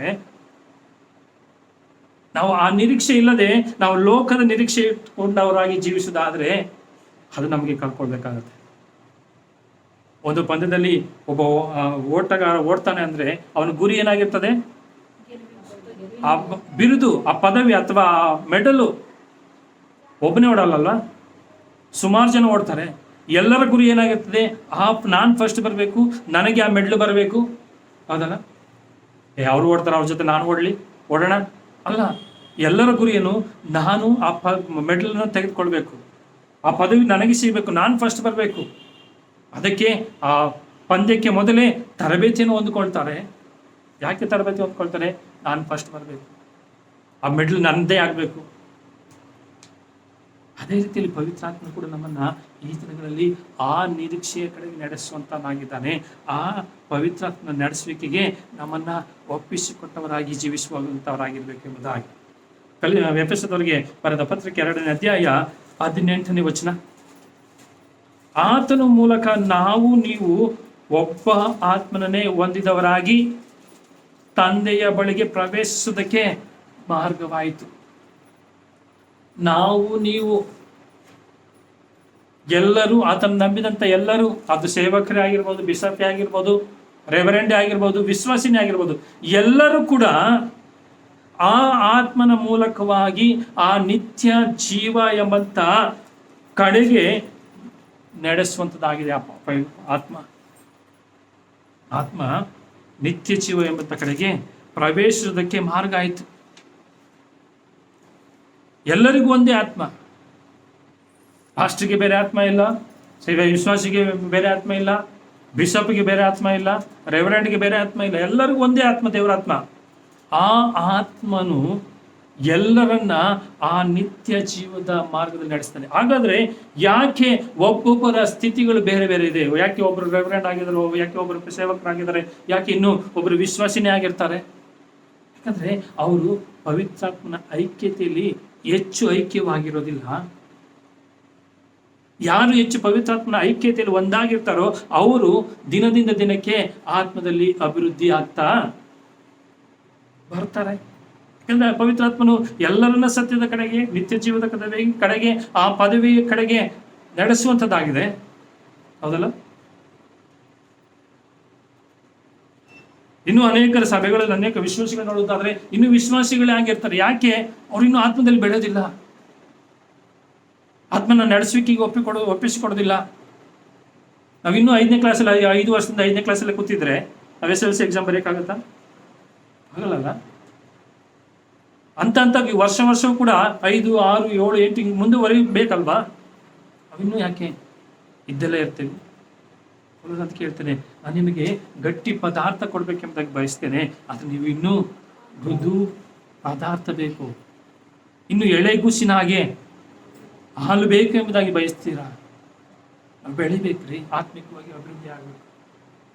ನಾವು ಆತ್ಮಿಕವಾಗಿ ಅಭಿವೃದ್ಧಿ ಆದರೆ ನಾವೆಲ್ಲ ವಿಷಯದಲ್ಲಿ ಅಭಿವೃದ್ಧಿಯಾಗಿ ಸುಕ್ಷೇಮದಿಂದ ಇರುವುದಕ್ಕೆ ಸಾಧ್ಯ ಆಗ್ತದೆ. ಎಫೆಸದವರಿಗೆ ಬರೆದ ಪತ್ರಿಕೆ 1ನೇ ಅಧ್ಯಾಯ 13ನೇ ವಚನ ಹೇಳ್ತದೆ, ನಿಮ್ಮ ರಕ್ಷಣೆಯ ವಿಷಯವಾದ ಸುವಾರ್ತೆ ಎಂಬಂತ ಸತ್ಯವಾಕ್ಯವನ್ನು ಕೇಳಿ ಕ್ರಿಸ್ತನಲ್ಲಿ ನಂಬಿಕೆ ಇಟ್ಟವರಾದ ನೀವು ಸಹ ವಾಗ್ದಾನ ಮಾಡಲ್ಪಟ್ಟ ಪವಿತ್ರಾತ್ಮನೆಂಬ ಮುದ್ರೆಯನ್ನ ಹೊಂದಿದ್ದೀರಿ. ಒಂದು ತೀರ ಅಲ್ಲ, ಯಾವಾಗ ನಾವು ಯೇಸು ಕ್ರಿಸ್ತನಲ್ಲಿ ನಂಬಿಕೆ ಇಟ್ಟಿದ್ದೇವೋ, ಯಾವಾಗ ಆತನನ್ನ ನಮ್ಮ ಸ್ವಂತ ರಕ್ಷಕನು ಎಂಬುದಾಗಿ ಸ್ವೀಕಾರ ಮಾಡ್ಕೊಂಡಿದ್ದೇವೋ, ಆವಾಗಲೇ ನಮಗೆ ಪವಿತ್ರಾತ್ಮನ ಮುದ್ರೆ ನಮಗೆ ಕೊಡಲ್ಪಟ್ಟಿದೆ. ಪವಿತ್ರಾತ್ಮನ ಮುದ್ರೆ ನಮಗೆ ಕೊಡಲ್ಪಟ್ಟಿದೆ. ಆ ಮುದ್ರೆಯನ್ನು ಹೊಂದಿದವರಾಗಿ ಸುವಾರ್ತೆ ಎಂಬಂತ ಸತ್ಯ ವಾಕ್ಯವನ್ನ, ನನಗೆ ಮಾತ್ರ ಸಿಕ್ತು ಸಾಕಪ್ಪ, ನಾನು ಮಾತ್ರ ಪರಲೋಕಕ್ಕೆ ಹೋದ್ರೆ ಸಾಕಪ್ಪ, ಸಾಕ?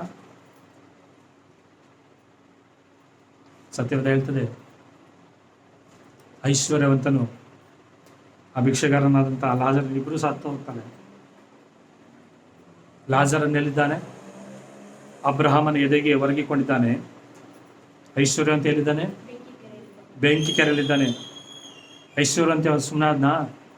ಅಬ್ರಹಾಮನ್ ನೋಡಿ ಹೇಳ್ತಾನೆ, ನನ್ನ ಕುಟುಂಬದವರು ಕೂಡ, ನನ್ನ ಸಹೋದರರು ಕೂಡ ಭೂಮಿ ಮೇಲೆ ಇದ್ದಾರೆ, ಅವ್ರಿಗೋಗಿ ಸುವಾರ್ತೆ ಹೇಳಿ, ಅವ್ರು ನನ್ನ ಹಾಗೆ ಬೆಂಕಿ ಕೆರೆಗೆ ಬರಬಾರ್ದು, ನರಕಕ್ಕೆ ಬರಬಾರ್ದು, ಅವರಿಗೆ ತಿಳಿಸುವುದಕ್ಕೆ ಲಾಜರನನ್ನು ಕಳಿಸು ಎಂಬುದಾಗಿ.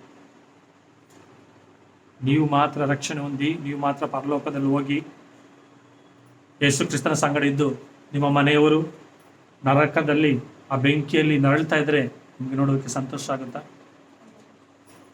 ಸಂತೋಷ ಆಗುತ್ತೆ. ದೇವರು ಈ ದಿನಗಳಲ್ಲಿ ಹೇಳ್ತಾ ಇದ್ದಾರೆ, ನಮ್ಮೊಟ್ಟಿಗೆ ಮಾತಾಡ್ತಾ ಇದ್ದಾರೆ. ನಿಮ್ಮ ಕುಟುಂಬಕ್ಕೋಸ್ಕರ ನೀನು ಎಷ್ಟು ದಿನ ಪ್ರಾರ್ಥನೆ ಮಾಡಿದ್ಯಾ? ಎಷ್ಟು ದಿನ ಕಣ್ಣೀರಿಟ್ಟು ಪ್ರಾರ್ಥನೆ ಮಾಡಿದ್ಯಾ? ನಾನು ಮಾತ್ರ ರಕ್ಷಣೆ ಹೊಂದಿದ್ದೀನಿ, ನಾನು ಮಾತ್ರ ಪರಲೋಕಕ್ಕೆ ಹೋಗ್ತೀನಿ. ನಿನ್ನ ಕುಟುಂಬ, ನಿನ್ನ ಅಕ್ಕಪಕ್ಕದ ಮನೆ, ನಿನ್ನ ಸ್ನೇಹಿತರು.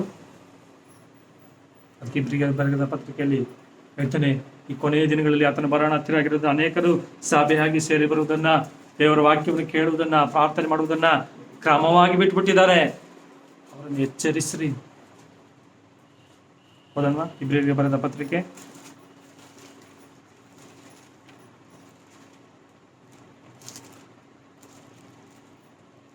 ಇಬ್ರಿಯರಿಗೆ ಬರೆದ ಪತ್ರಿಕೆ 10ನೇ ಅಧ್ಯಾಯ 24-25. ನಾವು ಪರಸ್ಪರ ಹಿತಚಿಂತಕರಾಗಿದ್ದು ಪ್ರೀತಿಸುತ್ತಿರಬೇಕೆಂತಲೂ ಸತ್ಕಾರ್ಯ ಮಾಡಬೇಕಂತಲೂ ಒಬ್ಬರನ್ನೊಬ್ಬರು ಪ್ರೇರೇಪಿಸೋಣ. ಸಭೆಯಾಗಿ ಕೂಡಿಕೊಳ್ಳುವುದನ್ನು ಕೆಲವರು ರೂಢಿಯಾಗಿ ಬಿಟ್ಟಿರುವ ಪ್ರಕಾರ ನಾವು ಬಿಟ್ಟು ಬಿಡದೆ ಒಬ್ಬರನ್ನೊಬ್ಬರು ಎಚ್ಚರಿಸೋಣ.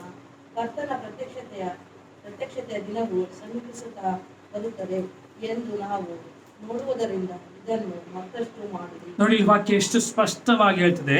ಕ್ರಿಸ್ತನ ಬರೋಣ ಹತ್ತಿರ ಆಗಿರೋದ್ರಿಂದ ಅನೇಕರು ಸಭೆಗೆ ಬರುವುದನ್ನ ಕ್ರಮವಾಗಿ ಬಿಟ್ಟಿದ್ದಾರೆ. ನೀವು ಅವರನ್ನ ಎಚ್ಚರಿಸಬೇಕು, ಅವರಿಗೋಸ್ಕರವಾಗಿ ಪ್ರಾರ್ಥನೆ ಮಾಡಬೇಕು. ದೇವರಿಂದ ದೂರ ಆಗಿ ಹೋಗಬಾರ್ದು, ಲೋಕದ ಪ್ರಕಾರವಾಗಿ ಅವರು ಹಿಂದಿರುಗಿ ಹೋಗಬಾರ್ದು, ಅವರಿಗೋಸ್ಕರವಾಗಿ ಪ್ರಾರ್ಥನೆ ಮಾಡಬೇಕು, ಎಚ್ಚರಿಸಬೇಕು ಎಂಬುದಾಗಿ ದೇವರ ವಾಕ್ಯ ಹೇಳ್ತದೆ. ಆತನ ಮರಣ ಬಹಳ ಹತ್ತಿರ. ಸತ್ಯವೇದದಲ್ಲಿ ಹೇಳಿರುವಂಥ ಪ್ರತಿಯೊಂದು ಘಟನೆಗಳು ಈ ದಿನಗಳಲ್ಲಿ ನಡೀತದೆ. ಆತನ ಮರಣದಲ್ಲಿ ಏನೆಲ್ಲ ಆಗ್ತದೆ ಎಂಬುದಾಗಿ ಹೇಳ್ತಾರೋ ಅದು ಈ ದಿನದಲ್ಲಿ ನೆರವೇರ್ತಾ ಇದೆ. ಆದುದರಿಂದ ಈ ಲೋಕದಲ್ಲಿ ಬರುವಂತ ವಿರೋಧಗಳನ್ನ ನಾವು ಹೇಗೆ ಎದುರಿಸಬೇಕು? ಎಫೆಸದವರಿಗೆ ಬರೆದ ಪತ್ರಿಕೆ 6ನೇ ಅಧ್ಯಾಯ 17 ಮತ್ತು 18ನೇ ವಚನ. ಪೌಲನು ಎಫೆಸದವರಿಗೆ ಬರೆದ ಪತ್ರಿಕೆ 6ನೇ ಅಧ್ಯಾಯ 17 ಮತ್ತು 18ನೇ ವಚನ. ಪವಿತ್ರಾತ್ಮನು ಕೊಡುವ ದೇವರ ವಾಕ್ಯ ಎಂಬಂತ ಕತ್ತಿಯನ್ನ ಹಿಡಿಯಿರಿ, ನೀವು ಪವಿತ್ರಾತ್ಮ ಪ್ರೇರಿತರಾಗಿ ಎಲ್ಲ ಸಮಯಗಳಲ್ಲಿ ಸಕಲ ವಿಧವಾದ ಪ್ರಾರ್ಥನೆಯಿಂದಲೂ ವಿಜ್ಞಾಪನೆಯಿಂದಲೂ ದೇವರನ್ನ ಪ್ರಾರ್ಥಿಸಿರಿ. ಇದರಲ್ಲಿ ಪೂರ್ಣ ಸ್ಥಿರಚಿತ್ತರಾಗಿದ್ದು ದೇವ ಜನರೆಲ್ಲರ ವಿಷಯದಲ್ಲಿ ವಿಜ್ಞಾಪನೆ ಮಾಡುತ್ತಾ ಎಚ್ಚರವಾಗಿರಿ. ದೇವರ ವಾಕ್ಯವನ್ನು ಭದ್ರವಾಗಿ ಇಟ್ಕೋಬೇಕು ವಿರೋಧಿಯನ್ನು ಎದುರಿಸಬೇಕಾದ್ರೆ. ಅದ್ರ ಜೊತೆಯಲ್ಲಿ ಪವಿತ್ರಾತ್ಮ ಪ್ರೇರಿತರಾಗಿ ಪ್ರಾರ್ಥನೆ ಮಾಡಬೇಕು. ನೀವು ಪ್ರಾರ್ಥನೆ ಇಲ್ಲದೆ ಬರೀ ವಾಕ್ಯ ಇಟ್ಕೊಂಡ್ರೆ ಆಗಲ್ಲ. ವಾಕ್ಯವೂ ಬೇಕು, ಪವಿತ್ರಾತ್ಮನ ಪ್ರಾರ್ಥನೆ ಬೇಕು. ಪವಿತ್ರಾತ್ಮ ಪ್ರೇರಿತರಾಗಿ ಪ್ರಾರ್ಥನೆ ಕೂಡ ಬೇಕು. ಮತ್ತೆ ಎಲ್ಲ ಸಮಯಗಳಲ್ಲಿ ಎಲ್ಲ ವಿಷಯದಲ್ಲಿ ಪ್ರಾರ್ಥನೆಯಿಂದಲೂ ವಿಜ್ಞಾಪನೆಯಿಂದಲೂ ದೇವರನ್ನ ಪ್ರಾರ್ಥಿಸಬೇಕು. ಎಲ್ಲ ವಿಷಯದಲ್ಲಿ ವಿರೋಧಗಳು ಬಂದಾಗೋ ವಿರೋಧ ಮಾಡುವಂಥವ್ರಿಗೂ ನೀವು ಪ್ರಾರ್ಥಿಸುವವರಾಗಿರ್ಬೇಕು. ಅವರನ್ನು ಕ್ಷಮಿಸಿ ಪ್ರಾರ್ಥಿಸಬೇಕು.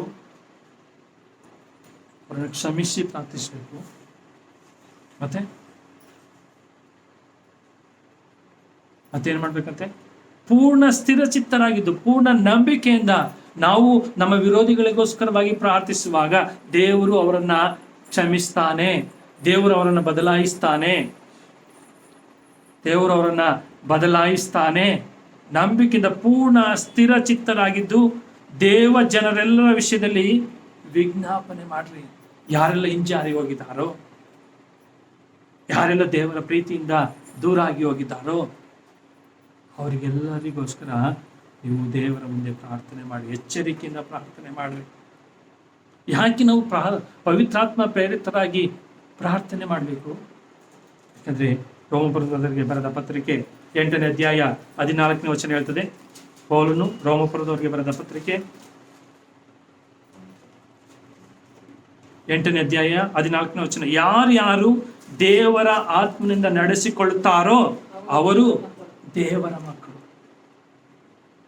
ದೇವರ ಆತ್ಮನಿಂದ ನಡೆಸಿಕೊಳ್ತಾರೋ ಅವರು ದೇವರ ಮಕ್ಕಳು. ಯಾರ್ಯಾರು ವಿರೋಧಿಗಳನ್ನ ಕ್ಷಮಿಸ್ತಾರೋ, ಯಾರ್ಯಾರು ವಿರೋಧಿಗಳಿಗೋಸ್ಕರವಾಗಿ ಪ್ರಾರ್ಥಿಸ್ತಾರೋ, ಯಾರ್ಯಾರು ಬೇರೆಯವರನ್ನ ಕ್ಷಮಿಸ್ತಾರೋ ಅವರು ದೇವರ ಮಕ್ಕಳು. ದ್ವೇಷ ಸಾಧಿಸುವವರು ದೇವರ ಮಕ್ಕಳಲ್ಲ. ಯಾಕಂದ್ರೆ ವಾಕ್ಯ ಹೇಳ್ತದೆ, ದೇವರ ಆತ್ಮನಿಂದ ನಡೆಸಿಕೊಳ್ಳುವ ತಾರೋ ಅವರು ದೇವರ ಮಕ್ಕಳು. ದೇವರಾತ್ಮ ಯಾವಾಗಲೂ ಕ್ರಿಸ್ತನಲ್ಲಿದ್ದಂಥ ಮನಸ್ಸನ್ನೇ ನಮಗೆ ಕೊಡ್ತಾನೆ. ಕ್ರಿಸ್ತನು ಬೋಧಿಸಿದಂಥದ್ದನ್ನೇ ನಮಗೆ ನೆನಪಿಗೆ ತರ್ತಾನೆ. ಅದಲ್ಲ, ನೀವು ಈ ಥರನ ಕ್ಷಮಿಸಲಿಲ್ಲ ಅಂದ್ರೆ ತಂದೆಯಾದ ದೇವರು ನಿಮ್ಮನ್ನ ಕ್ಷಮಿಸೋದಿಲ್ಲ. ಹಾಗಾದ್ರೆ ನಾವು ದೇವರಾತ್ಮನಿಂದ ನಡೆಸ್ಕೊಳ್ಳುವಂಥವ್ರಾಗಿದ್ದು ನಾವೆಲ್ಲರನ್ನ ಕ್ಷಮಿಸುವಂಥವರಾಗಿರ್ಬೇಕು, ಎಲ್ಲರನ್ನ ಪ್ರೀತಿ ಮಾಡುವಂಥವರಾಗಿರ್ಬೇಕು, ಎಲ್ಲರಿಗಾಗಿ ಪ್ರಾರ್ಥಿಸುವಂಥವರಾಗಿರ್ಬೇಕು, ಎಲ್ಲರನ್ನ ಕ್ಷಮಿಸುವಂಥವರ ಆಗಿರ್ಬೇಕು ಎಂಬುದಾಗಿ ದೇವರ ವಾಕ್ಯ ಹೇಳ್ತದೆ. ಈ ಕೊನೆ ದಿನಗಳಲ್ಲಿ ಅನೇಕರು ಈ ನಡೆಸುವಿಕೆಯಿಂದ ದೂರ ಆಗಿ ಹೋಗ್ತಾರೆ, ಲೋಕದ ಪ್ರಕಾರವಾಗಿ ಹೋಗ್ತದೆ, ದ್ವೇಷ ಮಾಡ್ತಾರೆ, ಇತರರಿಗೋಸ್ಕರವಾಗಿ ಪ್ರಾರ್ಥನೆ ಮಾಡಲ್ಲ, ಇತರರನ್ನ ಕ್ಷಮಿಸೋದಿಲ್ಲ. ಯಾಕೆ? ಅವರು ಏನ್ ಮಾಡ್ತಾರೆ? ಲೋಕ ಪ್ರೇರಿತರಾಗಿ ಜೀವಿಸುವಂತವರಾಗಿದ್ದಾರೆ. ಅದರಿಂದ ಅವರಲ್ಲಿ ಕ್ಷಮಿಸುವಂತ ಮನಸ್ಸಿರೋದಿಲ್ಲ, ಅವ್ರಿಗಾಗಿ ಪ್ರಾರ್ಥಿಸುವಂತ ಮನಸ್ಸಿರೋದಿಲ್ಲ. ಅವರಿಂದ ನನ್ನ ನಷ್ಟ ಆಯ್ತು, ನಾನು ಯಾಕೆ ಅವ್ರಿಗೋಸ್ಕರ ಪ್ರಾರ್ಥನೆ ಮಾಡಲಿ? ಅವರಿಂದ ನಾನು ಇಷ್ಟು ಹಿಂಸೆ ಪಡಿಸಿದ್ದೀನಿ, ಅವ್ರ ತರ ಕಷ್ಟಪಡ್ತಾರೆ, ಅವ್ರು ಕಷ್ಟಪಡ್ಲಿ. ಇದು ಲೋಕ ಪ್ರೇರಿತವಾದಂಥ ಆತ್ಮನ ನಡೆಸುವಿಕೆ. ನಾವು ದೇವರ ಮಕ್ಕಳಾಗಿ ದೇವರ ಆತ್ಮನಿಂದ ನಡೆಸುವವರಾಗಿದ್ರೆ ಅವರಿಂದ ನಮ್ಗೆ ಎಷ್ಟೇ ನಷ್ಟ ಆಗಿರಲಿ, ಅವ್ರು ನಮ್ಮನ್ನ ಎಷ್ಟೇ ದ್ವೇಷ ಮಾಡಿರಲಿ, ಅವರನ್ನು ಕ್ಷಮಿಸಿ ಅವರನ್ನು ಪ್ರೀತಿ ಮಾಡಿ ಅವ್ರಿಗೋಸ್ಕರವಾಗಿ ಪ್ರಾರ್ಥಿಸುವಂತ ಮನಸ್ಸಾಗಿದ್ದರೆ ಮಾತ್ರವೇ ನಾವು ದೇವರ ಮಕ್ಕಳಾಗಿರ್ತೇವೆ, ದೇವರಿಂದ ನಡೆಸುವಂಥವರಾಗಿರ್ತೇವೆ, ದೇವರ ಆತ್ಮನಿಂದ ನಡೆಸುವವರಾಗಿರ್ತೇವೆ. ಅದೇ 8ನೇ ಅಧ್ಯಾಯ 26ನೇ ವಚನ. ಆಗ ಪವಿತ್ರಾತ್ಮನು ನಮ್ಮ ಅಶಕ್ತಿಯನ್ನು ಸಹಾಯ ಮಾಡುತ್ತಾನೆ. ಹೇಗೆಂದರೆ ನಾವು ತಕ್ಕ ಪ್ರಕಾರ ಏನು ಬೇಡಿಕೊಳ್ಳಬೇಕು ನಮಗೆ ಗೊತ್ತಿಲ್ಲದ್ರಿಂದ ಪವಿತ್ರಾತ್ಮನು ತಾನೇ ಮಾತಿದಂತಹ ನರಳಾಟದಿಂದ ನಮಗೋಸ್ಕರ ಬೇಡಿಕೊಳ್ಳುತ್ತಾನೆ. ನೋಡಿ, ಇಲ್ಲಿ ವಾಕ್ಯ ಹೇಳ್ತೇವೆ, ಎಷ್ಟು ಸ್ಪಷ್ಟವಾಗಿ ಪೌಲನು ಹೇಳ್ತಾನೆ. ನಾವು ಯಾಕೆ ಪವಿತ್ರಾತ್ಮ ಪ್ರೇರಿತರಾಗಿ ಪ್ರಾರ್ಥನೆ ಮಾಡ್ಬೇಕಂದ್ರೆ ನಮಗೆ ಗೊತ್ತಿಲ್ಲದ ರೀತಿಯಲ್ಲಿ ನಾವು ಆಸಕ್ತಿಯಲ್ಲಿದ್ದಾಗಲೂ ಕೂಡ, ನಾವು ಹೇಗೆ ಪ್ರಾರ್ಥನೆ ಮಾಡ್ಬೇಕೆಂಬುದಾಗಿ ತಿಳಿಯದೇ ಇದ್ದಾಗ ಕೂಡ ನಾವು ಪವಿತ್ರಾತ್ಮನಿಂದ ಪ್ರಾರ್ಥನೆ ಮಾಡುವಾಗ ಪವಿತ್ರಾತ್ಮ ನಮಗೆ ಗೊತ್ತಿಲ್ಲದ ರೀತಿಯಲ್ಲಿ ತಕ್ಕ ಪ್ರಕಾರ ನಮಗೋಸ್ಕರವಾಗಿ ಬೇಡಿಕೊಳ್ತಾನೆ, ಪ್ರಾರ್ಥಿಸ್ತಾನೆ ಎಂಬುದಾಗಿ ವಾಕ್ಯ. ನಮಗೆ ಗೊತ್ತಿಲ್ಲದರಿಂದ ಪವಿತ್ರಾತ್ಮನು ತಾನೇ ಮಾತಿಲ್ಲದಂತ ನರಳಾಟದಿಂದ ನಮಗೋಸ್ಕರವಾಗಿ ಬೇಡಿಸ್ಕೊಳ್ತಾನೆ, ಪ್ರಾರ್ಥಿಸ್ತಾನೆ. ಅತಿಯಾದಂತ ನಡೆಸುವಿಕೆ ನಮ್ಮಲ್ಲಿತ್ತು. ಅದನ್ನು ನಾವು ಗ್ರಹಿಸ್ಕೊಳ್ಬೇಕು.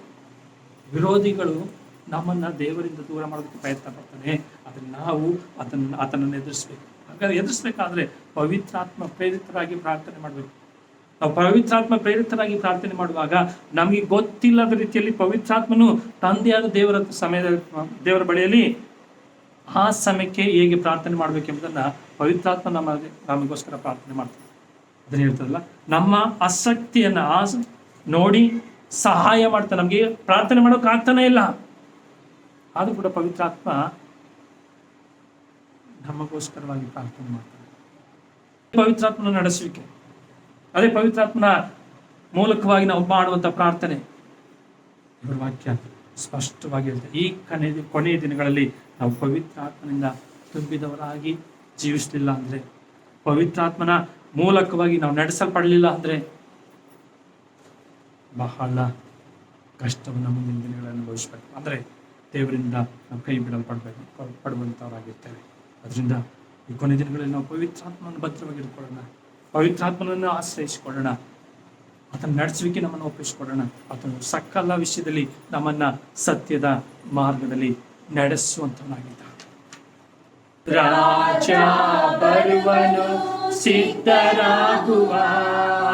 ರಾಜ ಬರುವನು, ಸಿದ್ಧರಾಗುವ.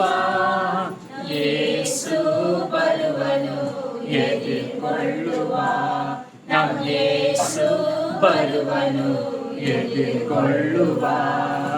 ಹಳ್ಳಗಳೆಲ್ಲ ಮುಚ್ಚಲ್ಪಡಲಿ, ಪರ್ವತ ಗುಡ್ಡಗಳು ಕೆಡವಲ್ಪಡಲಿ, ಅಂಕುಡಕ್ಕೆಲ್ಲ ಕೆಟ್ಟದಾಗಲಿ, ದಿಣ್ಣೆಗಳು ಸಮವಾಗಲಿ. ಹಳ್ಳಗಳೆಲ್ಲ ಮುಚ್ಚಲ್ಪಡಲಿ, ಪರ್ವತ ಗುಡ್ಡಗಳು ಕೆಡವಲ್ಪಡಲಿ, ಅಂಕುಡಕ್ಕೆಲ್ಲ ನೆಟ್ಟದಾಗಲಿ, ದಿಣ್ಣೆಗಳು ಸಮವಾಗಲಿ. ಇದು ನಮ್ಮಲ್ಲಿರುವಂತಹ ಎಲ್ಲ ಜೀವಿತಗಳಲ್ಲಿ ಒಂದು ಬದಲಾವಣೆಯನ್ನು ಕೊಡೋದಕ್ಕೆ ಅನಿಸ್ತದೆ. ನಮ್ಮ ನಡೆನುಡಿಗಳಲ್ಲಿ ಬದಲಾವಣೆ ಕೊಡು.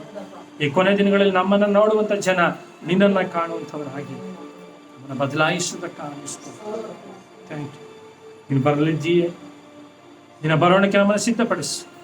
ಒಬ್ಬರು ಕೂಡ ಆ ನಿನ್ನ ಬರವಣದಲ್ಲಿ ಕೈ ಬಿಡಲ್ಪಡಬಾರ್ದು.